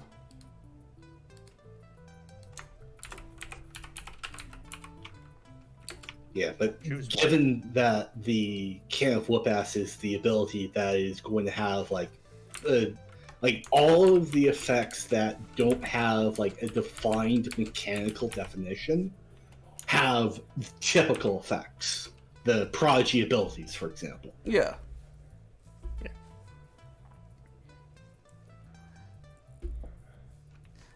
Getting ideas down into physically spacing them out is, I think, very useful for right now.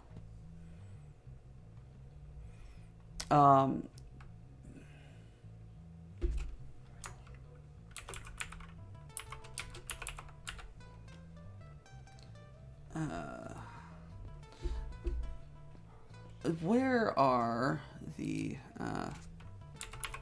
blood on the lens weapons? So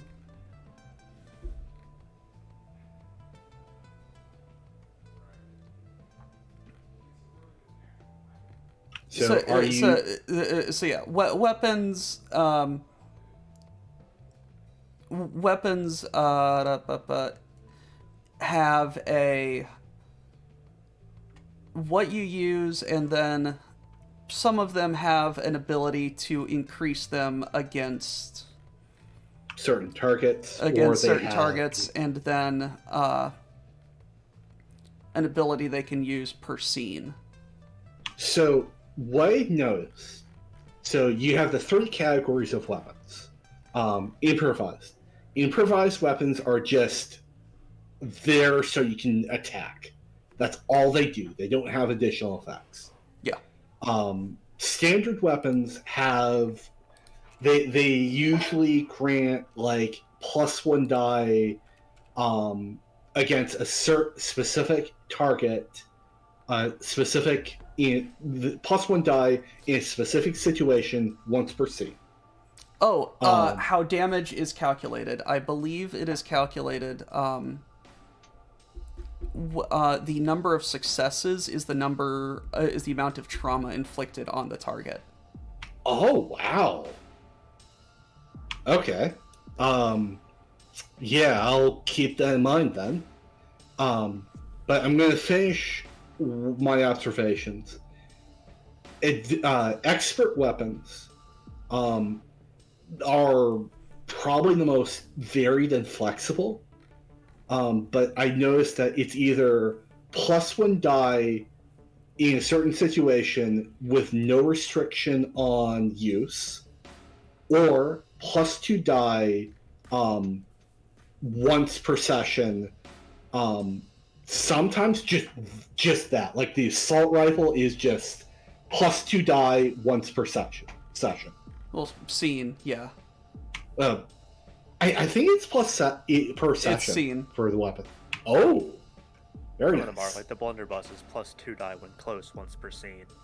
Yeah, like some of the expert weapons have that extra restriction, but like again, like the assault rifle and some of the other, like at least one of the futuristic weapons, which is probably equivalent to the assault rifle, is just +2 die whenever you want it. Yeah. I'm looking at the antiquarian here. It's got the blunderbuss for +2 die when close once per scene. There's the harpoon gun for +1 die against supernatural whenever. The Zweihander is the same thing. And then there's the landmine, which is +3 dice but one-time use. I think that also goes with the Exorcist's Holy Water as well for the Holy Water is +3 against supernatural, one-time use. So what? So it sounds like. Go ahead. It sounds like consistent ones are going to be a +1 with a certain circumstance. The +2s are going to be once per scene, and then the +3 should be consumables. Yeah. And those are expert weapons. Yeah. Yes. Yes. Which is Except for the what we're Holy Water. dealing with. Yeah. Okay. So, coil gun. So, lore-wise, coil gun is essentially the assault rifle of the human world. So +2 once per scene. Yep. Done.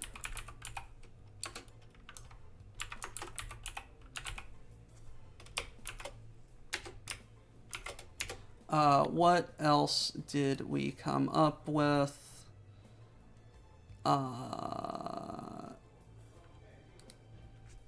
Yeah, this is like I could tell you all day about like the weapons humans use above water, but Keto. Use. Moon gun may also be good. Power. What was it? +3 dice. Consumable. One use only. One use.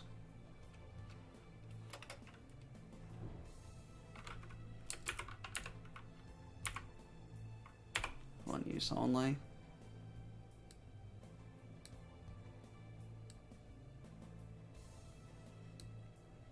like something like integrated blade or power claw. Harpoon gun?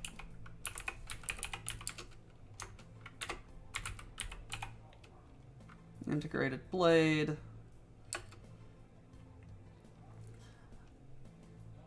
And that's your melee weapon, equivalent to the. Oh, interesting. The harpoon gun is +1 supernatural. Yeah, it's funny like that. The reason why, like, if we're gonna just give the soldier all these things, like we have the melee weapon, we have the torpedo, and then we have the air. I think what we can do is choose two at the beginning, And then at like level 2, level 4, and level 6, choose another one. Fair enough. Yeah. Or levels 3 and 5, since that's usually when the other ones go up there in power. We'll figure it out. Yeah. Again, I have my objection of like the other. Like we can always go back and reevaluate. Yeah, let's just keep rolling. Yeah. So, yeah. So what would the blade be? +2, 1%? +1, plus 1 1%? supernatural. Let's just call it a Zylander. What? Yeah, I'm mispronouncing that, but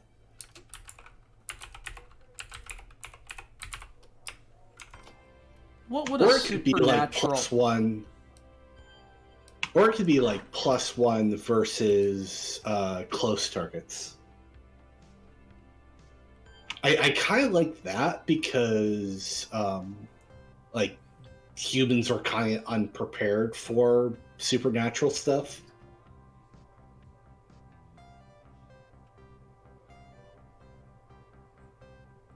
+1, only usable close. Yeah, I was going to say the other downside is the integrated blade is only going to be usable when close. So saying +1 when close is basically giving it a consistent +1. Yeah, which is actually something that expert weapons can have.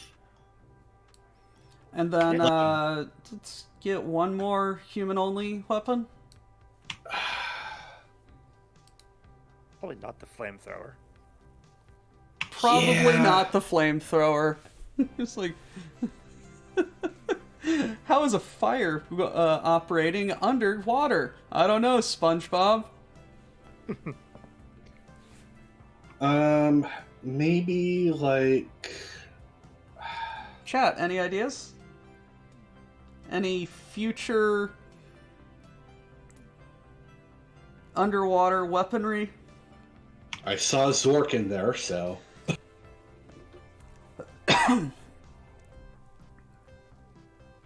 Let's see. Bromenstein, that would be. What's that funny substance Tex likes to mention that'll burn even ash? It's something involving fluorine. I know what you're talking about. I forget like the exact like trifluoride. Chlorine trifluoride. Thanks, Nigel. Yes, there we go. I think that's a little too war crimey for this setting. Yeah, There's like more crimey enough for chat. A little too much for this game. Yeah, I do like how we have put and I mean there doesn't have to be another weapon because like we said, we can say choose one at the beginning, and then what at like level 3, level 5, or we can choose whatever, choose another weapon. I would like another weapon, but we can we'll figure it out. yeah. Yeah, like Yeah, I do did. not use that in water. Choose more weapons on level up. But I feel more so than the researcher, which we know what we want to do, we just can't write it down. The soldier is fairly easy. He's just like, he's big punchy beef McLarge huge. Yep. Like, I guess we could have, like, what is it? The fuel mix that, one of the Russian rockets uses. That's, like, hyperchloride. Like, you remember the commercial in one of the text talks where it's, like, the pocket hibachi? Oh my Like, god. Yeah, like, the chemistry of that, like, it's using, like, the hypergolic, fuel. Yeah, hydrazine. Yeah. I was right. Yeah. So you don't need the. See, it's perfect when you absolutely want a city gone. Oh, the too many war crimes.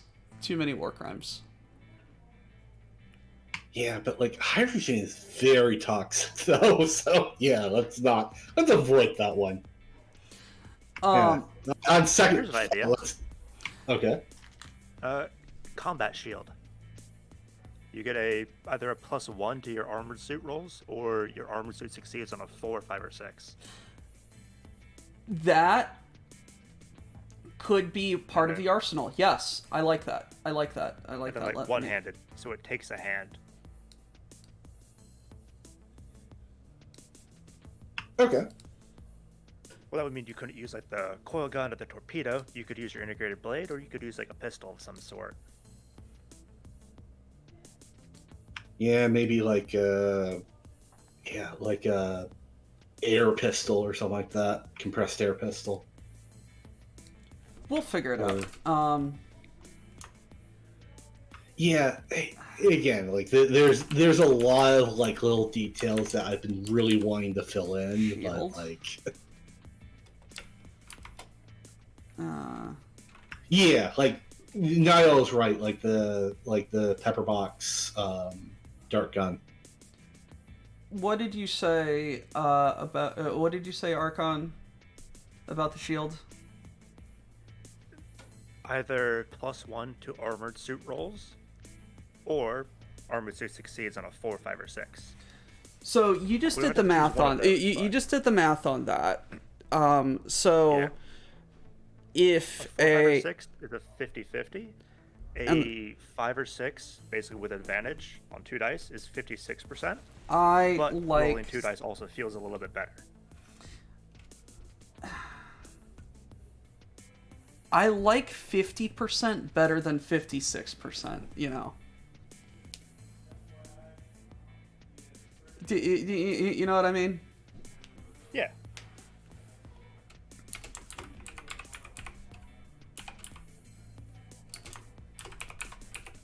Armored suit. Seeds on 4, 5, 6.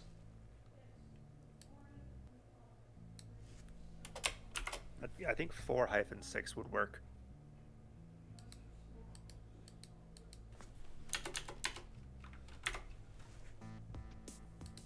Okay.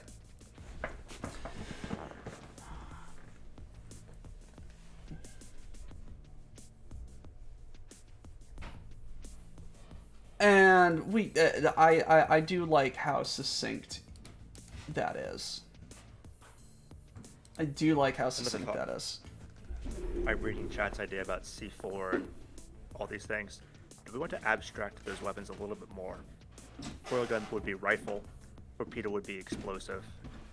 Integrated blade stays as it is because it's generic enough. Because then we could have it as, say, torpedoes are grenades or missiles, or torpedoes. Rifles are. We coil gun rifle, explosives, integrated blade. Yeah.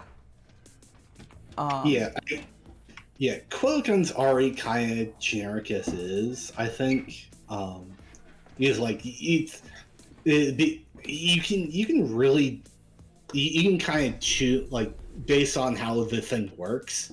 Like you can basically use it like an assault rifle.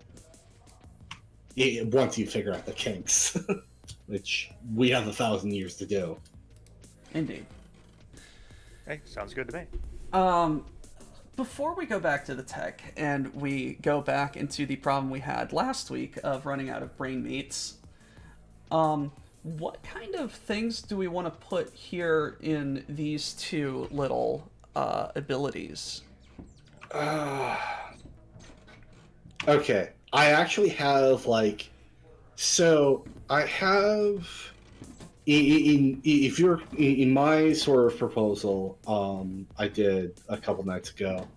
I started writing up like a gear list, and I have like a few things maybe like enhanced sonar +2 detect moving objects once per session.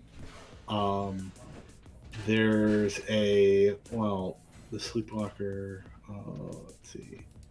Yeah, most of these were meant to be like, kind of like actual like gear, like the Aquarian, but No, you're good. yeah, like an Sacrifice out of depth. You now know a lot about Shoal. That's kind of the intent of that ability. Yeah, it's kind of like, oh shit. It's kind of like I want an ability where it's like you have this confidence that comes from ignorance, and like when you sacrifice that ability, it's like, oh shit, this is like a dangerous place. We also, we also kind of, I think, need something that has like a level ability to it, you know. Yeah. Like that we can pick at some point. Yeah,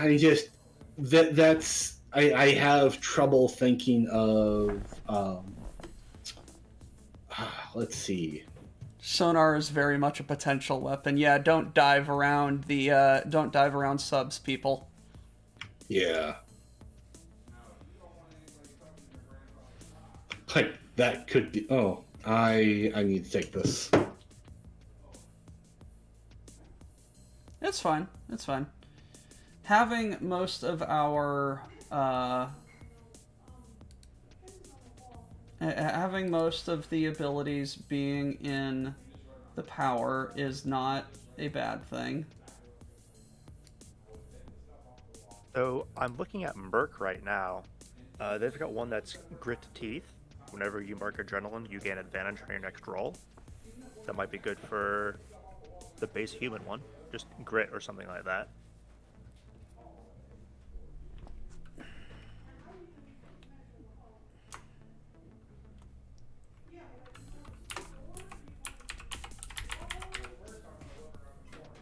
And there is lots of noise going on upstairs. All right, sorry about that. I just got a call that my car is done in the shop. So, And it's coming up on noon central here, and yeah, admittedly, I think we have a lot of very good ideas here. Which seems good. We've kind of wrapped our head around the immediate weapons that characters use. We've wrapped our heads around the RPG or the roleplay setting for our characters. For the Shoalnanigans specific characters, part of this roleplay section is going to be I am A, and we're going to list Salation, Ceratinoid, Latical, all that stuff. which is kind of relevant for this sheet. Well, I know, but yeah, I think like doing it like this in a better mock-up has kind of given us an idea of where and what and how the sheet needs to physically be. And it's just like we could close up this notes section right here a little bit, which is what I did. But I think we're not going to need much more room for these professions. And I think the room that we have, we can potentially move around. Yeah, like we could. I think we definitely could clean up the abilities we have already. And then I think once we get one character nailed down, the rest of them are going to be very easy. Especially because the rest of the characters are going to be singular characters, not 3 characters on one sheet. Yes. Very much. But given the amount of room that I see that we have on the tech, all of those ideas that we had probably could come back up. You know? Yeah. So, chat, any closing remarks on the human in an underwater horror setting? Any, do you like this? Any ideas on potential abilities that we could fill in for these 2 little spots? How, okay, here's a thought. Human leveling up. What kind of extra abilities would they get? That is a good question. Like, again, like, this is kind of why, like, the antiquarian gear list, like, it's such an easy way to handle leveling. Yes. You just take another piece of gear. Human has the unique ability to drown.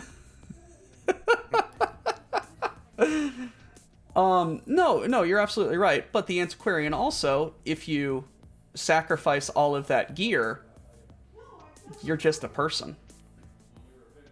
Yeah, but like if you're a prodigy and you sacrifice your power, you're just a person. Yes. All of the characters in this game, all of the classes can sacrifice their defining feature. Indeed, which is crazy good for narrative reasons. Because everyone is essentially just a person. Yeah. And we'll figure it out. This is a lot more solidified, and I think the ideas are a bit more crystallized here than they have been. Does that make sense? Yeah, it does. And I feel like I kind of may have bullied you out of some of your very, very good, very valid ideas. Like, But they helped, you know? Yeah, they did. And like I recognize that I'm mostly just a player in role-playing games, first of all. So I know have a feeling I know what character you're going to choose when we play this. Like I actually already have a character in mind. And I wonder if, like, Doc, I think you've picked up on what characters I typically play. Sciences. Yes. But I was thinking of playing a soldier. Huh. So I was thinking of playing a Martian soldier, who is sent down to Echo's Reach for some reason. Like, if you had seen the, like, again, like my original proposal, or at least my brain blast. I skimmed most of it. I loved the stream of consciousness that you came up with. Thank you. But like, is someone who is very much this outsider, someone who's basically someone who the Foresters are scared of. This almost imperialistic, loyal Martian soldier, who is experiencing Shoal, and throughout adventures, like realizing that this is kind of softening up. You know, that sort of journey of understanding, going from this hyper just ignorant to like, I feel these fishes. I understand why the fish fuckers like these people now. I recognize them as people now. I love it. Yeah. My creative brain juices have ran out just when we get to the tech, just like last time. Yep.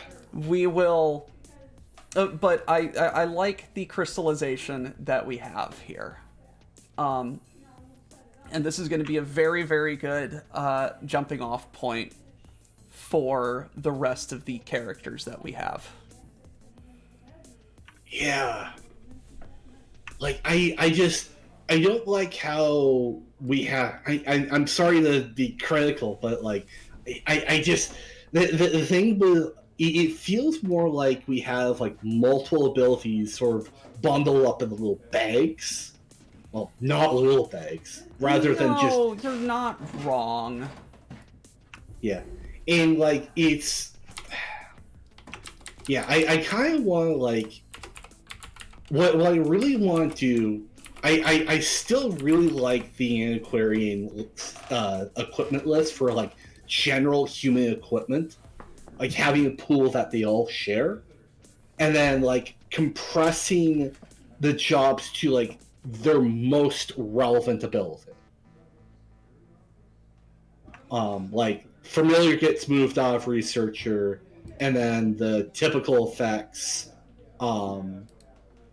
get, like, maybe predictive AI is also a piece of equipment, and then, like, the analysis stuff have that key off of investigate, and then that's just all the researcher. That's what you get for being a researcher, and maybe like each job have that one ability that's sort of open-ended, like the prodigy, and then you get a piece of gear from the list automatically. But we'll figure it out. But yeah, we'll figure it out. Like, again, but it's just like I like how this is. This is good ideas. Yeah, and there's room for improvement. We haven't written anything into stone yet. Yeah, and I trust your instincts, Doc. Like, I think, like, one way, like, again, like, with how this system, it probably doesn't matter much. I'm just, like, being super this is definitely not like a Pathfinder or a D&D or anything like that, where you have like a super, like 5 books that you're flipping through to find the instructions or the one rule, and you're just like I grapple, and you're just like, everyone is like, oh no, why? Let's go look up the grapple rules. It refers to this condition. What does that condition mean? Oh man. But the options, so many options. All of the rules are right here in front of you. Yeah. I like it. I like this. Thank you for being here. I am going to go get some lunch now. Yeah, you get lunch. I'm going to deal with getting my car back. Yes, go do the 4 wheels vroom vroom. Yay! But yeah, I'm looking forward to how this shapes up. And again, like, once we figure out one character, I think everything is going to kind of fall into place. Like, honestly, I think I've been kind of looking at what Eric's been doing. Like, it looks like he's been figuring out stuff already. Oh yeah, the adepts. The adept looks like it's going to be a very complicated but very fun idea. Yeah. All right. It does help that with each of the aspects I've had, boundaries for. This Are you feeling of the making aspect, a everything separate supports character that. sheet for each aspect? I think so. I've gotten most of it figured out, though. That's if you're looking. If you look at what I have for my screen, I'm not going to share it just yet. No. From it, like I saw, you had the click adept. Yeah, like I've got lines and everything, so I can line everything up. I can move things around as needed. I've got smaller things like this, but it might be where it comes out with separate sheets. Yeah, just because each one is going to be different enough. I do like how you've basically reversed engineered the entire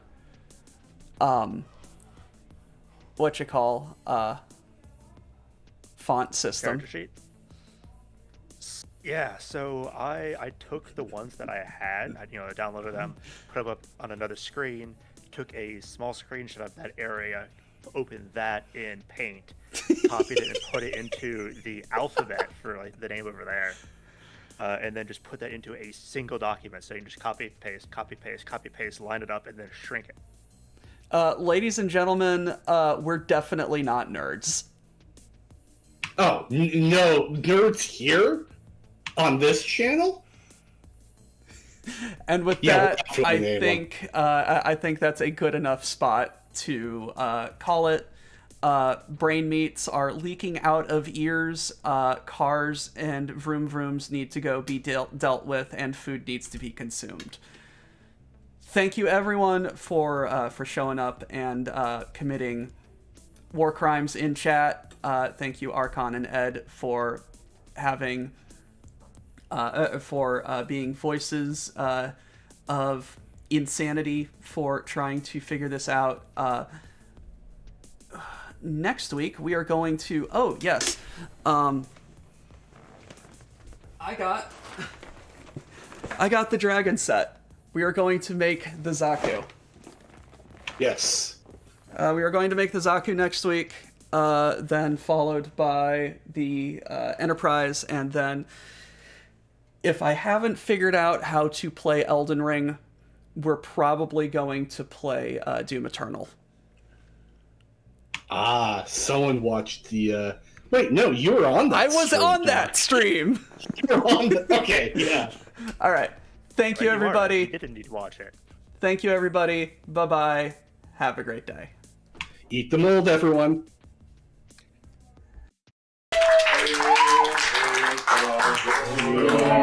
Hold on. Land of stolen things, obey the quartermaster, unless he's a ling. Miners don't die today. Cargo text push freight. Our enemies in disarray. All hail Cargonia.